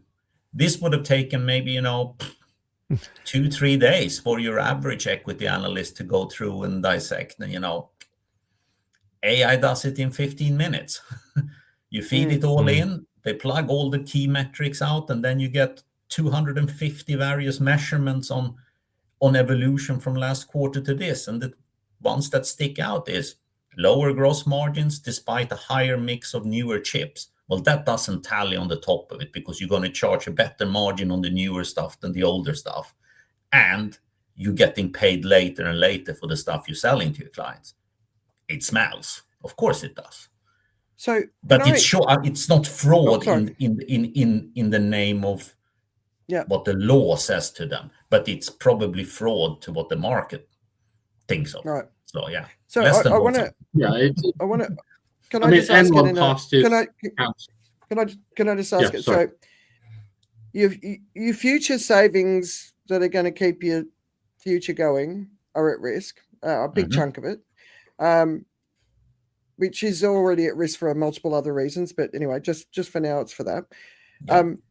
Your job's at risk because you could lose it because of AI, and your children's futures are at risk because they can't even get started in a job. So I think people are financially very, very exposed right now. And if you live in a place where, extreme weather events are happening, you've lost your insurance, you might lose your house, and that might not happen yet, but it might be coming. But, that's a lot of very, very sort of unsteady stuff going on in the world right now. So is there any advice that you could give to people right now about sort of, about paying attention and about making decisions for themselves and for their families and their communities? I think you've said it. Kind of make the decisions for yourself, for your communities. Paying attention to what really, what is that sacred spark in you? What is that really saying? Because everything else is going to worry you, and you just have to accept it. There's this thing I watched yesterday. A friend passed me this from Marsha Linehan about radical acceptance, which is accept reality as what it is. Yeah. Just do that and go from there. And it's painful to accept it. It will be even more painful not accepting it. Yeah, exactly. Yeah, and we started our whole series with radical we said acceptance, but it really is about radical acceptance. All right, Joe. Yeah. You were going to talk, and we're getting too excited. No, I've done my little piece of pepper and salt on that. That's all I had really, because I looked at it and went, when the market does what it does, there's something behind it. When I heard about the sell off by a pretty big investor, how they divested their interest in it, I thought, well, that sounds weird.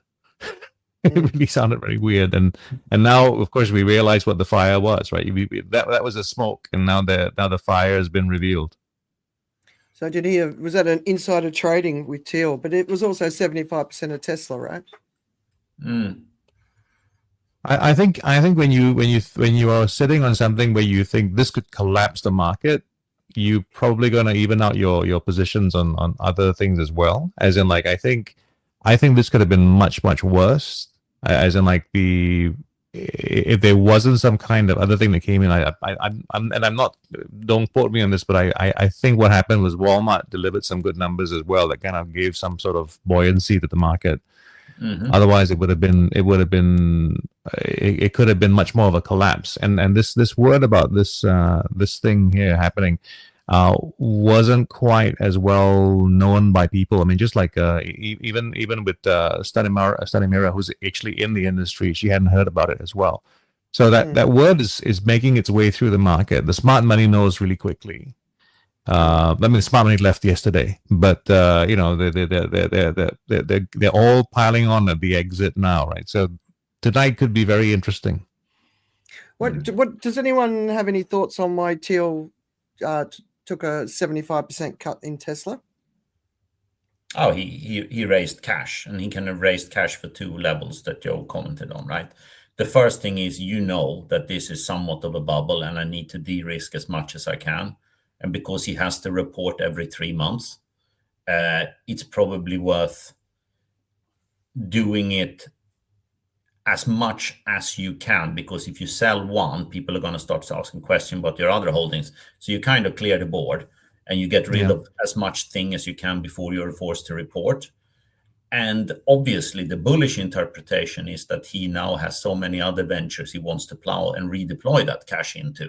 And that remains to be seen, whether it was pure cash raise or, as SoftBank, for example, claimed that they needed the money for all their other ventures. And actually they were very bullish about the whole story. And that remains to be seen. The proof is in the pudding. Yeah. All right. So just Right. moving on, because I know Richard's. Yeah, David. I just want to add, where NVIDIA is at the moment, it's kind of like back in August. Where it's back in August. If you've gone away for 3 months, come back, nothing has changed. In So that it's way. not worth 5 trillion anymore. No, it's what's a trillion between friends, Exactly. Yeah, I mean, it's exactly. So and there are plenty of people, and there is still this inflow of money every month, tens to hundreds of billions of dollars that comes in every month that has to buy. You are mandated by law to buy. You mustn't forget that in terms of what's going to happen and all the rest of it. Because explain that where that's coming from, David. Just be really specific. I know what you mean, but because in the UK, for example, you're required to contribute to a pension, personal pension. So something like 8% of your income goes into that, or 5% topped up by your employer by something by the 3. extra bits. Yeah, 5 by plus 3. 3. So that's 8% in total of kind of your that sort of money goes into buying some investments. There are not enough good skill-based investment opportunities to take that vast amount of money of kind of tens to hundreds of billions every month that comes in order to do that. So most of that money goes into non-skill-based investing, which is basically just buy what there is. Yeah. So as Richard is saying, the top 10 companies represent 40% of that US market, which basically represents most of the world's equity value. So you're going to be buying that regardless of whether it is dodgy or not, because it's not skill-based. You're just buying it. Yeah. So there is that vast tide of money coming in that will support all of this thing. It's funny. So I'm trying to convince David and Richard to work with me on this PowerPoint, which really talks about pensions growth, right? So I get advertised pensions in Singapore, and I also get advertised pensions in India for some reason. Obviously Australia. Yeah. And it could just be the random. I'm over 50. They want to talk to me. I'm in Asia, sort of advertising, but pension growth worldwide has grown significantly. So it's not just your country; it's a global industry that's grown. As the middle class has grown, the pension industry has grown. So there's more money to buy into more things, which eventually that's where we are. But Joe, I wanted to get your thoughts on Microsoft, NVIDIA investing in Anthropic, and if you don't know Anthropic, they're responsible for Claude, which is my favorite AI tool, but just the general one. But yeah, what did you think of that? Especially because of the OpenAI sort of relationship that Microsoft sort of started with. I thought it was pretty interesting. I mean, I think it's just in terms of being one of the very popular ones. They are one of the most popular platforms in terms of people who use. I mean, if you're using AI to code, right? They say Claude is one of the best places to go. And so, in terms of that traction or market traction, I think it's very, very high. I think it's more about market share acquisition rather than it is about the specific technology, because I think both platforms can actually do a certain amount of coding, but basically the credibility that Claude has is what gives you a greater reach. And I don't think they're making a play for the technology as much as the market share. Yeah, right. Okay. All right. Richard, you're about to jump off. Is there anything you wanted to say before you go? And we wish your aunt well. Thank you so much. I know she will appreciate it. It's not a great story, but there we are. No, I think we touched upon one of the more important issues earlier, which was COP, and it's ongoing, and it's not making the headlines. And it's not making the headlines largely because it has become irrelevant. It's no longer even perceived as a place where decisions are being made, let alone the fact that there were never important decisions made there. But it's not even perceived as such. And that should be real food for thought. Yeah. Because if you can't use forums like that to at least agree on some basic visions and outline some kind of path of how you want to tackle the ongoing crisis, then you need to go back to basics, which might ultimately prove very beneficial and bullish, because it will be up to us as individuals how we choose to walk the path going forward. Yeah. Well said. Which is the proposal in my book. Yeah, exactly. Yeah. just giving a plug, driving at nature's face. My book, which is really what Richard is talking about, how individuals can have that agency. All right. There So you what go. I'm going to do is I'm going to quickly go through. All right. See, Richard, have a good See week. you. Good luck and happy weekend. Thank you. I'm going to go through a few of the pieces that I pulled out. I'll just mention them unless anyone wants to stop and discuss them. Okay. So the first is the UN Food and Agriculture Organization and the World Food Program released a report.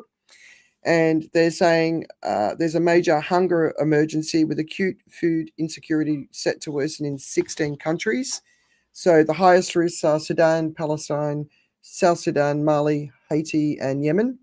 The other countries of very high concern include the Democratic Republic of Congo, Myanmar, Nigeria, Somalia, Syria, and Afghanistan. And some other hot spots are Burkina Faso, Chad, Kenya, and the Rohingya refugees, obviously, in Bangladesh. So what's driving the conflict? The majority, 14 of the 16, conflict and violence. Economic shocks, which we're going to see worsening. Climate extremes and reduced humanitarian aid. So they're talking about millions dying from the cuts to USAID. So that's a big one. The Global Methane Report 2025 came out. Just jump in if you want to talk about anything. And I thought they're talking about it's the first comprehensive global stocktake of global emissions since the 2030 Global Methane Pledge, which was signed in 2020. But it's going to come down, even though global methane emissions are still rising. So I like the optimism. There's a point where there's human methane emissions, and then there's nature's methane emissions. And once nature passes humans, we pretty much that's a tipping point. So it's a powerful greenhouse gas, 30 times stronger than CO2. So it's important. World food hunger, methane. I think it's helpful. It's helpful to understand how it's stronger. So the way it works is that the planet itself absorbs a lot of sunlight and it gets warmed up, and that heat kind of escapes back out. And the heat escapes out in terms of kind of in terms of different radiations, in terms of kind of infrared. Some of it is infrared, some of it is kind of like invisible stuff, and some of it is kind of other spectrum along. And what happens is that these gases, the greenhouse gases, covers little bits of that spectrum. So if you have a dirty window and if you have a clean window and you put a little bit of dirt on it, it actually covers a lot of the light that will go out. But if it was already dirty, you cover a little bit more dirt on it, then you kind of don't actually lose that much more light that can go out there. In this case, the light is the heat. So if you imagine that you covered it up with some things like CO2 over one bit, and now you start covering the other bits, and that's what the methane does. So you end up with a much more bigger impact. Yeah. Because in the bits that's left that wasn't covered, you're now covering it. And that's how it has a much greater impact as a result. And it's worth doing that, because effectively, in this, what was a clean window, you've kind of smeared a bit of it, and now you're smearing all the others. And what people don't talk about in methane is that it's associated from the man-made side with natural gas. And liquefied natural gas is the biggest growing energy infrastructure. Yeah. At the moment. And could easily be captured, so it's considered one of the easier ones, but it's also landfill sites. Well, the economics of it is quite different, because what you have is two things. One side of it is that you always have some leaks, so you can say you can do that. The other side of it is that as a byproduct, along with producing oil, which is one part of it, it's not economically profitable to capture it versus just allowing it to leak. Yeah. And that's where It's kind of flaring of not things go. profitable. Yeah, right. So what you end up with is a situation where you're too far away to capture it, and transporting it makes it costly, and all the other bits. And so inevitably you leak until you're found out. Yeah. But it's considered one of the things that we could relatively easily do. It might cost money, but, pay money now, save some money later, potentially. Another report that came out is AXA's Futures Risk Report. So I follow the insurance industry a lot when it comes to tracking the polycrisis. I find them the most honest as far as the realities. So basically, what they're highlighting is a world where the erosion of trust and social cohesion are making every crisis harder to solve. So this is basically the polycrisis, right? So divisive elections, trade wars, technological disruption. The world's risk landscape is undergoing a fundamental shift. For the first time in 5 years, climate change, while still the top concern, is it's losing its commanding lead as other anxieties close in. I've printed out the report. I'm going to read it all. But basically, the biggest risk that they're seeing now is fragmentation. And, a lot of what we talk about, it's like we're being so gaslit. We were talking about the BBC last week, which is obviously still an ongoing thing. We're being so gaslit on so many levels, where we're being convinced to get rid of things that are actually not in our interest to get rid of. But as far as being able to sort of control the narrative and control how we move forward, it suits the financial sort of industry and making money industries, but it doesn't suit us. And so the fragmentation is this division where there's these people who are like saying, the people in the UK going, no, we should keep the BBC. The BBC is good. We don't want it owned by the corporates. We can see what corporate media is. We can see how clickbait has taken off because the media doesn't know how to make any money. So just as an example. And then there's the other side who are saying, it's left-leaning, it's woke, it's this and that, even though that's been disproven, but it doesn't matter. It's the fragmentation it's caused. That's not good for society. So take what's happening with the BBC story and amplify it around the world. Anything that fragments us is actually going to make it harder for us to deal with anything and to overcome the challenges we face. To me, that's the biggest danger. We've got to work out how to come back together, how to get trust back in our institutions. And obviously change is required for this to happen. I was listening to a Chasing Farage. The Nerve did a video on it. There was this guy who was what party is it? Voted for Farage's party. And he goes, we just need leaders who come in and just drop a bomb in the middle of it and change everything. And I think that is actually where people are, because that is what is actually required right now. So our choice is, do we want a far right bomb? Do we want a far left bomb? Do we want a bomb in the middle? I don't think that's going to get us there. I think that would just fragment even more. I think we need to be asking, what are we wanting to fix all these problems for, and actually start having conversation about what that is, and bring ourselves back together. Because as I was mentioning before, you look at COP. Every COP has a new initiative. It's like, isn't there enough initiatives from the previous 29? Do we need a new initiative and a new demand? And because that's the fragmentation. Now you've got all these different things, and you now need to employ all these different people to consider how you're going to deliver that, and you need new budgets for all of those things. And none of it is really actually asking, we just want to come here and talk about what we want to fix it for. Yeah. And we just want to. To me, the other question is, who do we want to be as we move through this time? Yeah. That's the question. Yeah.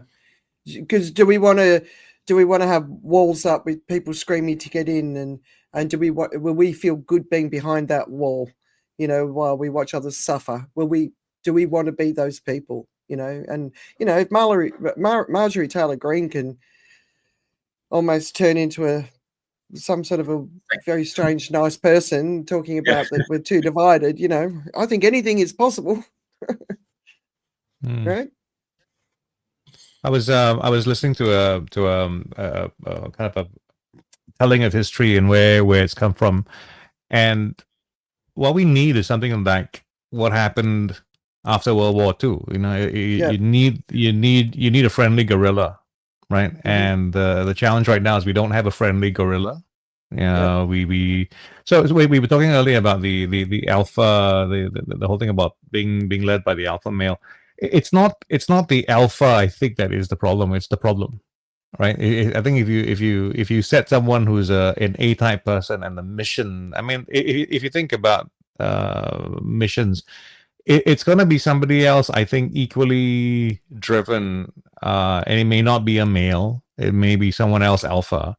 But you need that kind of energy that really says we're going to do this, or not one of those things where I'm going to round everybody up and say let's do this together, folks. You need someone kind of like rising up as well and saying, okay, we're going to do this, and if you don't want to do this, I'm sorry, you're part of the problem. Yeah. And a lot of stuff happens in the world because people want to avoid the unpleasantness of the person shouting or demanding or the threat of harm. I mean, I hate to go back to some of the way that I was parented as a child, but my mom and the belt got a lot of things done. I know I've been able to raise a child with 2 children without the belt, but just in a different way. But different generations, right? No, it's funny. Like Iran's running out of water, right? So we've been hearing that story. There's lots of praying going on in the Middle East for rain. It's the worst drought. When they look at the rain, it's not just climate; it's mismanagement. There's a lot of reasons, right? But there was this one video that I shared, and basically what governments are being forced to do, and in Iran it's the same. Choose between environment degradation or jobs, and they're choosing jobs to keep people happy. And around it's quite sensitive at the moment because of everything that's been going on. So they're trying to keep the people under control. But if you keep choosing the jobs over environmental degradation, eventually there's not going to be any jobs. So you're just holding off the worst, which we're seeing. And I think everyone's going to have their Iran moment. And we've talked about it before, a benevolent dictator. If you don't get someone like a Lee Kuan Yew, he came in and he did what needed to be done, but it wasn't nice for everybody. The ideas of people we've got to protect our personal freedoms and our right to choose. Well, we're seeing it playing out that these people who are demanding that freedom, we saw it during the protests during COVID. We see it in lots of different ways, but those very people, when they get power, the first thing they try and do is stop other people having freedom, right? So at some point we're going to have to go. Sounds like Les Miserables. Yeah, right. But at some point we're going to have to go, okay, do we want to have a future? Yeah. Okay. In order to do that, we need a council of elders. So I think a council, there is a council of elders now, but I don't think it's actually just older people that are wise and in the position to do this job, but just use that term. And for a period of time, this is what the world's going to do. And we might get 70% of the world behind it. But that 30%, they're going to protest, they're going to carry on like pork chops like they already are. But we have to turn our backs to them now and move forward and say, this is what we're moving towards. Let's get going. Let's get to work. I think that's the technocratic government. Italy had a technocratic government for a good while that managed to get it out of some of its problems. I don't know whether that will work globally at the moment because the challenges, what climate, when you talk about, it's not just climate mismanagement, is that climate exposes the mismanagement. Yeah. The climate issues exposes the mismanagement. Mismanagement is always there, no matter what we do. It's part of kind of the whole human psychology in that way. And because of that, it means that the challenges that we face are not solvable within the context of where of our governance that we have in that way. We always end up saying we need more money in order to solve these things. A lot of these things cannot, the money is not there, and getting the money makes them worse in some other form and create some other problems. So where is that step forward is back to this thing that I was saying with our guest along. We kind of have to start thinking about the economy as our product rather than we are the functional unit of the economy. Yeah. I think that's good. All right, so I reckon we should wrap up. Oh, Joe, got a final statement? No, I was just going to say that the missing piece there actually is power, right? I think philosophy is all one thing, and I believe very much in philosophy. I'm if possible, I would try and get a job as one, but there's too much work getting qualifications. I think the next bit is power. Where do you rally the power? How do you acquire the power? Because you're right. In reality, this is where the people have always had the power, but to galvanize, to be able to catalyze it so that it becomes something, and then you have movements like people power. That's the missing bit, and you do need. I mean, it comes down in the end to someone who can do something, right? So, if I may just throw this ratty bit into that, in some ways, Trump was that guy. He's not I heard a very interesting and somewhat disturbing thing the other day, and I had to think about it. Trump really wants to solve a lot of the problems, right? It just happens to be he's not totally aligned with all our desires, but he wants to solve a lot of the problems.